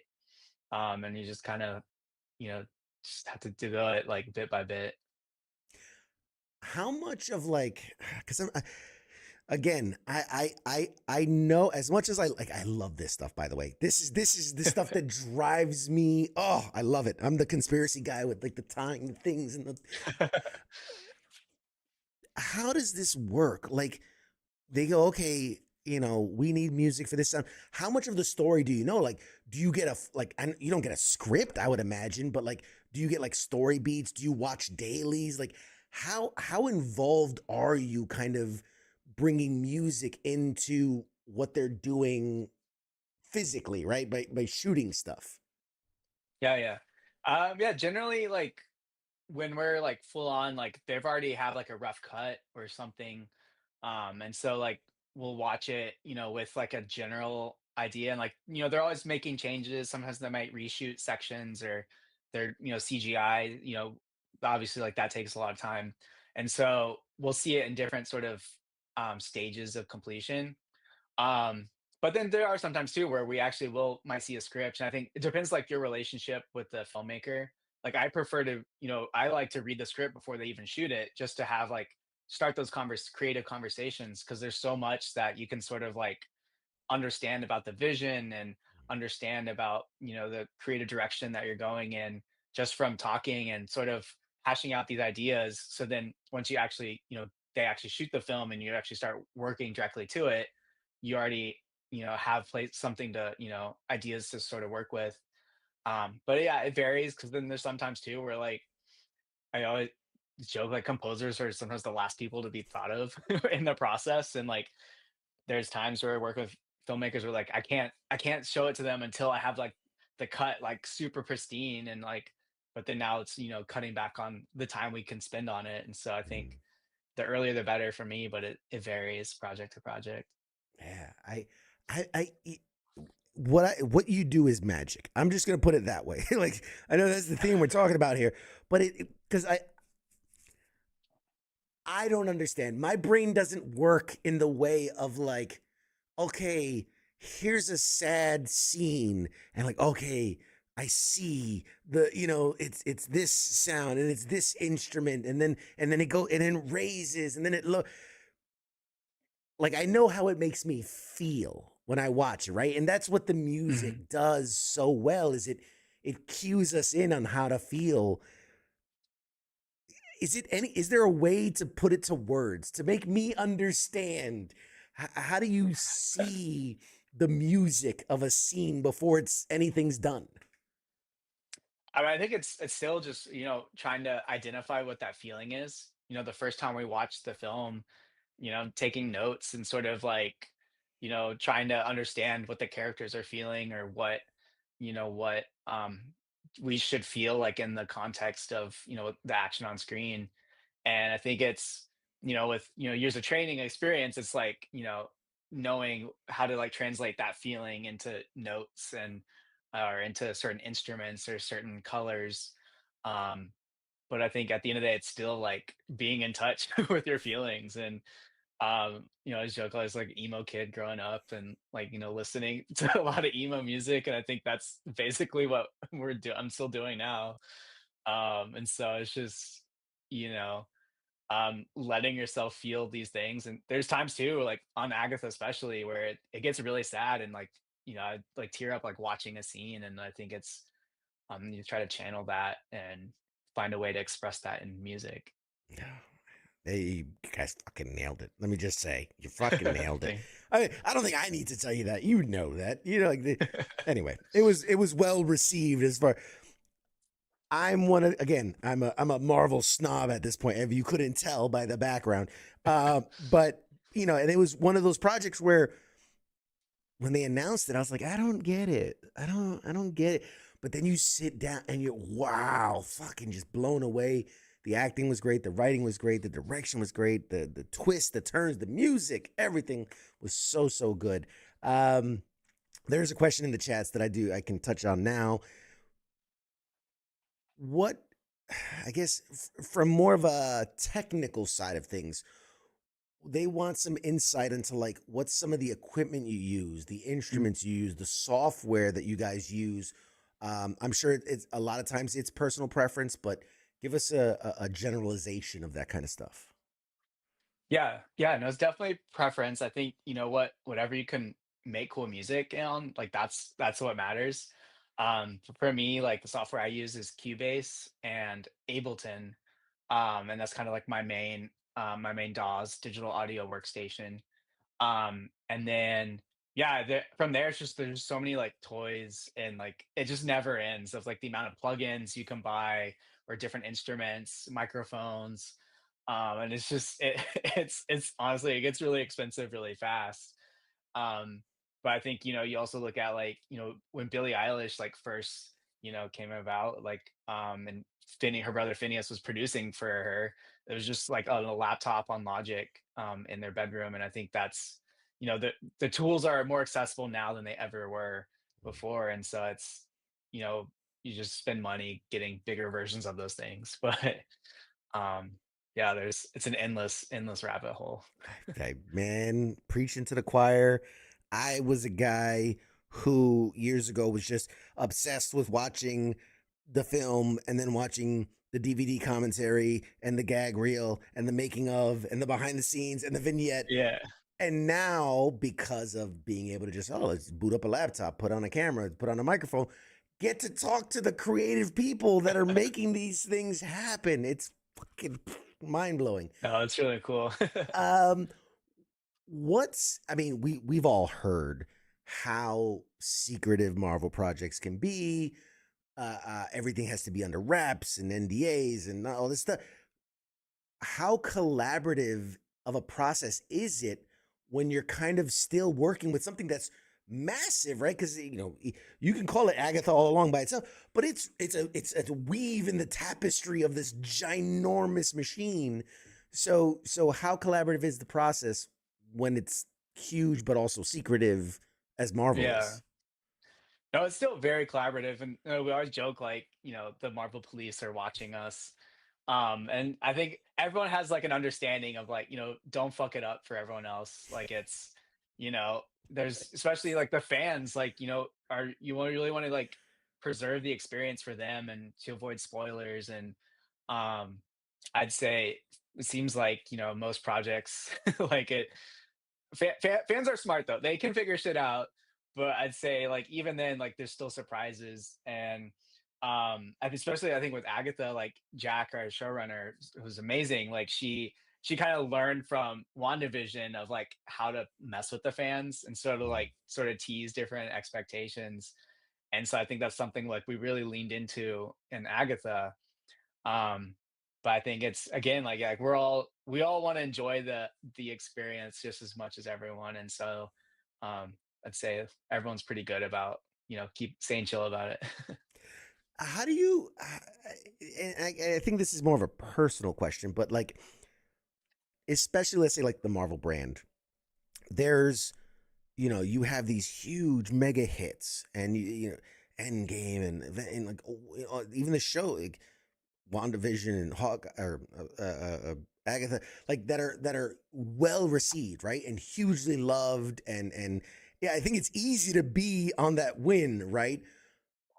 How do you handle it when either you or even seeing another project that isn't well received? And like, because I can imagine, like, how hard it is, the process, like, people they're not just, phoning it in. Like, they're really trying to make something for it to then not be received well. Like, what is that like for you? Right. Because we're the fans and we spewing, this shit and it sucked. But like you on the side of like the creative side going like, dude, we're doing our best. We're trying. Like, so what's that like for you? I think it's interesting because I think, having the different perspective of like, you know what might end up out in the world, like there's probably stories behind like why something might end up that way, or maybe there's the right fit just wasn't there creatively, or maybe there's politics or some other thing sort of affecting the process. But again, also like when as we're making it, I say very rarely do we like we you like to think everything you work on is really good, but there's still like an unknown uncertainty of, is this actually gonna hit? Is it gonna resonate? And so I think you kind of just know that as well, and you hope it finds the right people, and there's also circumstances can affect things too, of like when things are released, or what else, like if you know a show like a movie comes out the same weekend as Oppenheimer and Barbie, like of course that movie's gonna fail, and it could be the greatest movie ever, but like Hmm. it's there's so many different factors at play that you just kind of you hope for the best, and you know sometimes it Yeah. doesn't work out, but Yeah. No, that's so true. I mean, it, it, it's incredible when I really sit down and think about it. Uh, for something to be successful, like just how many hurdles it has to go over, right?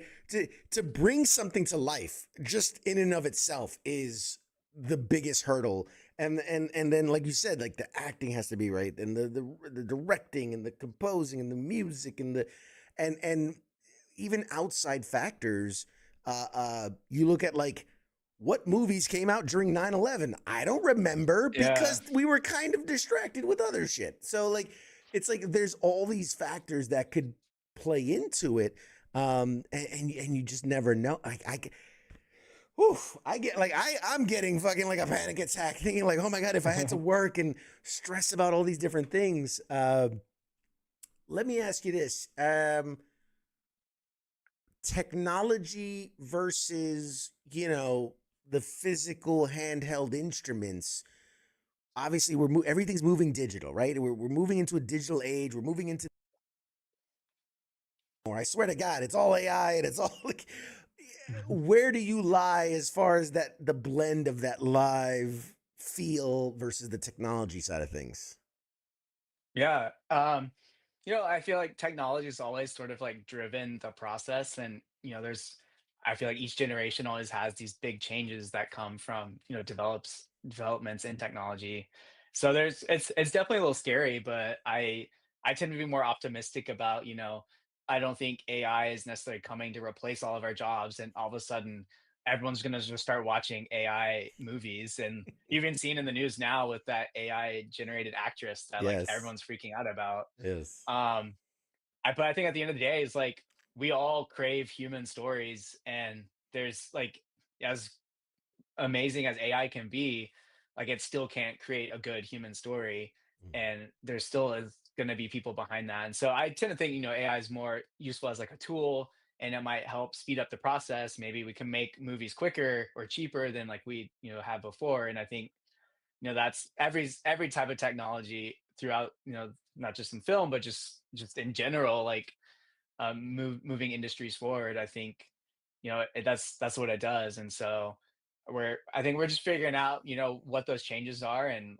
we're just kind of to be adaptable and find ways to use it well. So Yeah. No, I think you're spot on. I think you're spot on. There's always going to be leaps and bounds in technology and process and making things more efficient. I'm sure on the old movie sets where you get the guy cranking the camera and the guy's carrying the big things of reels of film. And you're like, oh, now this digital camera thing, they're taking our jobs. They're going to replace. yeah, yeah, And it's yeah, like, but that's progress, right? That's progress. But I do exactly, agree yeah. with you. I agree with you that it needs that human touch, right? We're never going to, I mean, God forbid AI just wrote and directed and composed music. It would be, yeah, it would be weird. It'd be real weird. Yeah, yeah. Um, there was you kind of hinted at something, and I'm gonna dig a little bit. Have you ever written something that you thought was like brilliant, perfect, only to have the director ask you for a completely different direction? Like, it seemed like you might have had a story there, and I don't want to Um, pry too much, but you know. Trying to think. I mean, I feel like that kind of happens on all projects. I'd say one that I think I'm still heartbroken about is the opening scene of Ant-Man and the Wasp, like the second one. Um, the original version is different than like what's in the movie. And it originally is this like flashback chase scene through Argentina, and I wrote this like tango chase music that incorporated the Ant-Man theme, and it was really goofy and really fun. And then they like just cut the scene, and I was heartbroken. But the cue still exists on the vinyl as like a bonus track, so it's it's still out there, the music at least, but it's There you never go. really saw the light of day. Just the thought of it. I'm like, oh yeah, I could see it. That makes sense. Oh man, we gotta go find it. We gotta go find it. Find the vinyl. Yeah. There it is. Um, we're running out of time, so I'm asking you a couple more questions and then we'll let you go. Uh, with streaming kind of changing the game, do you feel that has led to composers getting more creative freedom or maybe less? I guess maybe more. I feel like I kind of like moved out here as streaming was really sort of taking off, so I don't have enough, experience of, before all that. But I think, the nature of television has changed so much, and where these shows become sort of like these mini series, and I really enjoy that, where it's you can tell like a self-contained story, and you're not doing like 25 episodes every single year, and it's becomes sort of this like autopilot. And so I think um I think it's again just like with AI, I think it's taken us a while to figure out streaming, and it's they came in, disrupted the old model of things. But it seems like every year we sort of get more comfortable and better with with how those things work. And I think it's in some ways has opened up a lot of avenues. So I like it. Good answer. Man, you're good at this. Are, are there any like dream projects or franchises or directors that you'd really love to work with? oh man, yeah, I think I love grew up on like the James Bond movies, and like that was those I think were really pivotal for me, like getting into like film music as well, just because like the music's so iconic and such a big part of the of each one. And it would be a dream to like work on like a James Bond movie or something. And now that Amazon has it, I'm like, oh, they're gonna start cranking out all sorts of James Bond content. Any minute now. So We're all we'll see what waiting with happens. bated breath, right? You get oh, Yeah. this person's rumored and that person's rumored. No, that's yeah. Yeah. I could see that. There's some real iconic because in some aspects it's like, well, there's like the very uh uh what the word I'm looking for? Like it has a theme. It has the dun dun dun, but each movie tends to have its own. I get it. I get what you're going. Yeah, That would be pretty cool. That would be. I could see yeah. that. All right. As we wind down here, what's next for you, man? What should fans be looking out for? What should where's your thumbprint gonna be next that we can check it out? Yes. So next week I actually have a movie titled El Tonto por Cristo that comes out, premieres in Dallas on Monday, where it's shot. And it's about uh it's an art house movie in black and white about a fictitious Orthodox Christian monastery. um and the music, it's a blend of this Texas Southern twang that, I'm from Dallas, so I kind of grew up in that sort of world, with this monastic chanting and a cappella music. And so really unique blend of music. And so, and the story itself. And so it's yeah, so the premieres in Dallas, and then they're going to do a roadshow tour throughout the US. um, and the soundtrack also drops on Monday. And then we're also going to Romania in November, for the Quo Vadis Film Festival, where they're going to be showing it there, and they're going to be performing a concert of my music as well. So it's a lot of exciting things, coming up Oh. with El Tonto. So I'm And can't and wait. where should people follow you on the socials? Right, you've got a website, the socials, plug it all. Yeah. So Instagram is probably the best one. It's just my name, Michael underscore Paraskevas. And then I kind of have a TikTok. I don't use it too much, but We all do. there's yeah. I have a few videos out there that, maybe someday I'll add some more. But yeah, so it's all out there. Awesome. All right, and last question. We used to do like a lightning round, but I was like, it's too much. What is the wacky wild? If you could have one of your themes played as your personal entrance music everywhere you go, which one would it be? Oh man, that's hard. Let's see. I was gonna do a throwback to Kate Bishop's theme in Hawkeye. I was Okay. liked, it was fun writing that one because she's kind of like spunky, like spy, espionage, and kind of rebellious. And I think that was her theme is really fun. There you go. We're gonna use that in the edit. We'll have that playing under you the whole time. That's gonna Uh, be your theme song. uh, Clock Tower mishap. That's the cue. clock tower business. Ladies and gentlemen, this has been just the most fun I've had talking about music with just about anybody. Check out. I mean, I don't even have to say check it. You guys have seen the work. You've seen like we're all Marvel fans. We're all nerds here. But go check him out. Follow him on Instagram, and I'm sure you're gonna do a lot more amazing things. We hope to have you back one day. Talk about all the next work and the next work and the next work. And when your name is on the Mount Rushmore of composers, like I knew him back when he did these little Marvel things, But I'll give you the last few seconds here. Say goodbye to the audience, and then we will toss it to a break. Yeah, thank you so much for having me. This is such a wonderful conversation. So much fun, nerding out. Thanks to everyone listening, and hope everyone has a wonderful, wonderful week. And go Dodgers! Great way to end it. Great way to end it. All right, guys, we'll be back with more show right after this. Shots.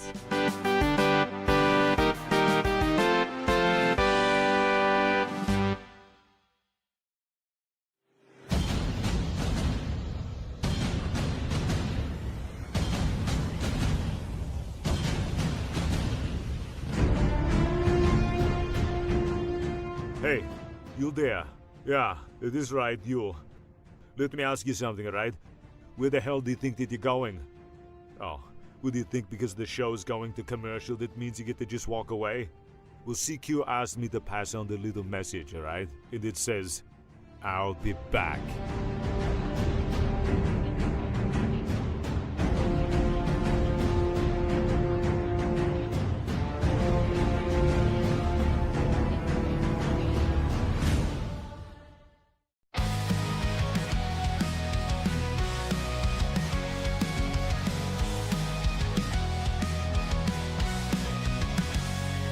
In the shadows of the city bright, where heroes rise and take the fight, there's a voice that breaks the night. It seeks you with the insight. From the comics to the silver screens, talking legends in those crazy scenes, pop culture dreams and hidden themes. CQ reveals what it all means.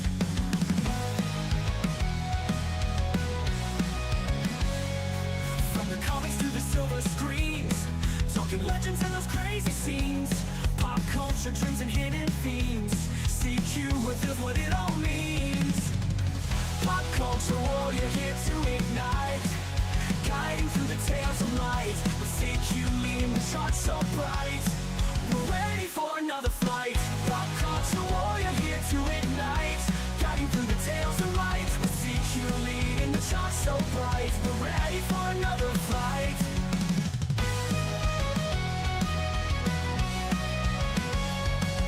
Marvel at the twists and turns, villains playing heroes learn. Every episode we'll discern lessons from the past and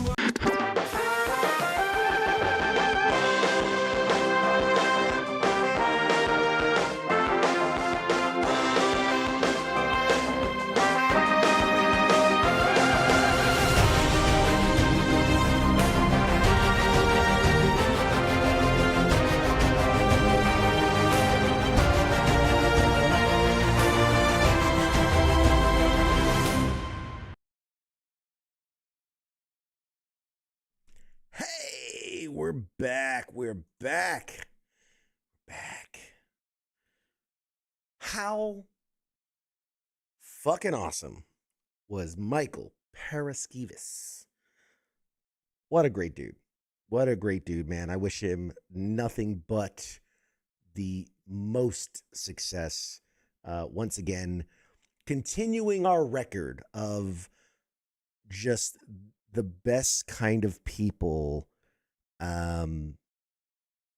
coming on and being guests. You know what I mean? Like, take it for what it is.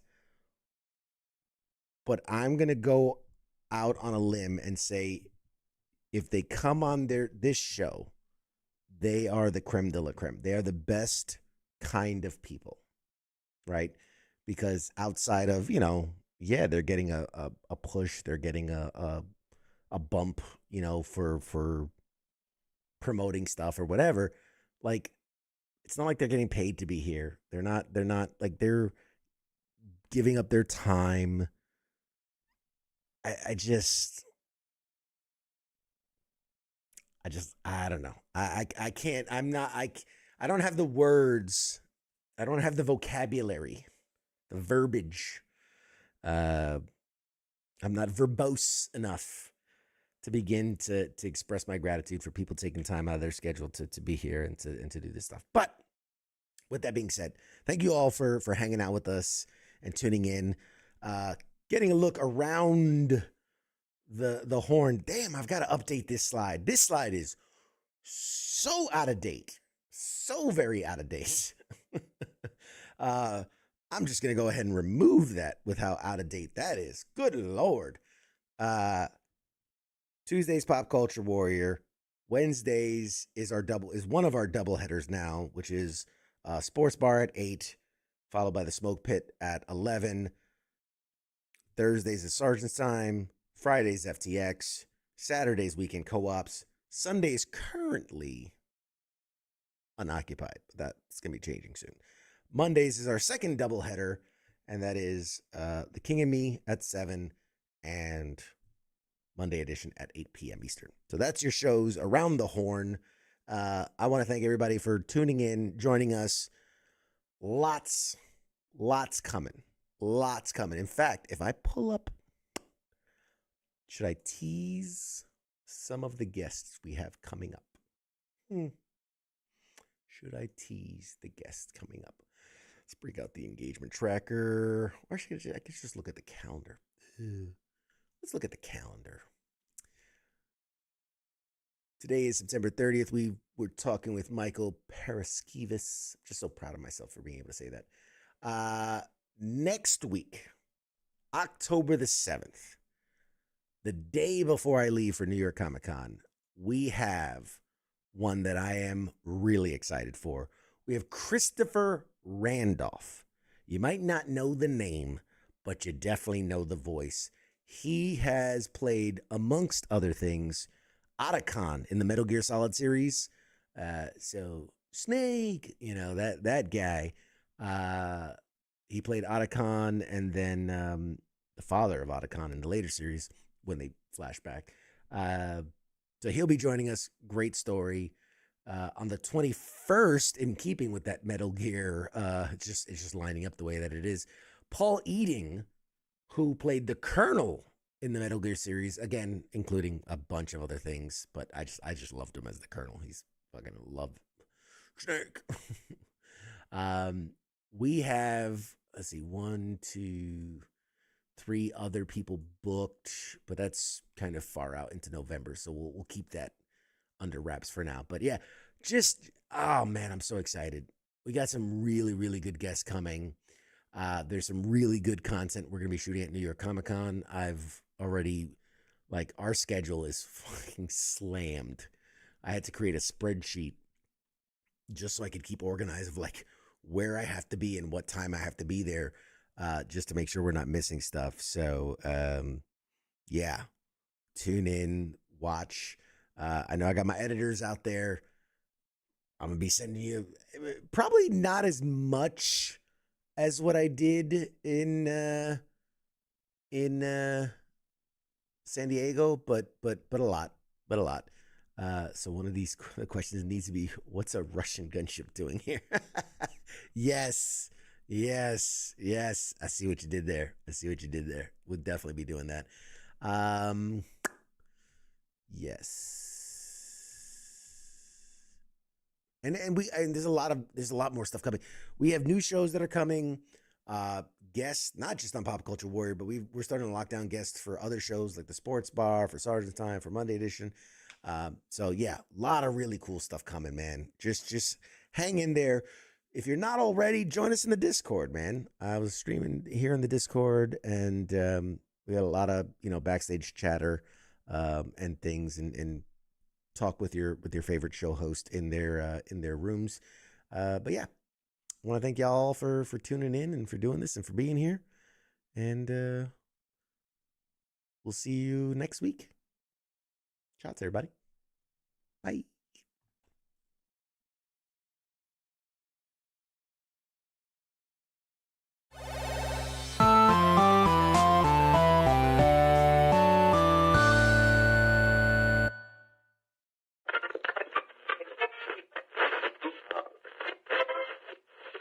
Let's see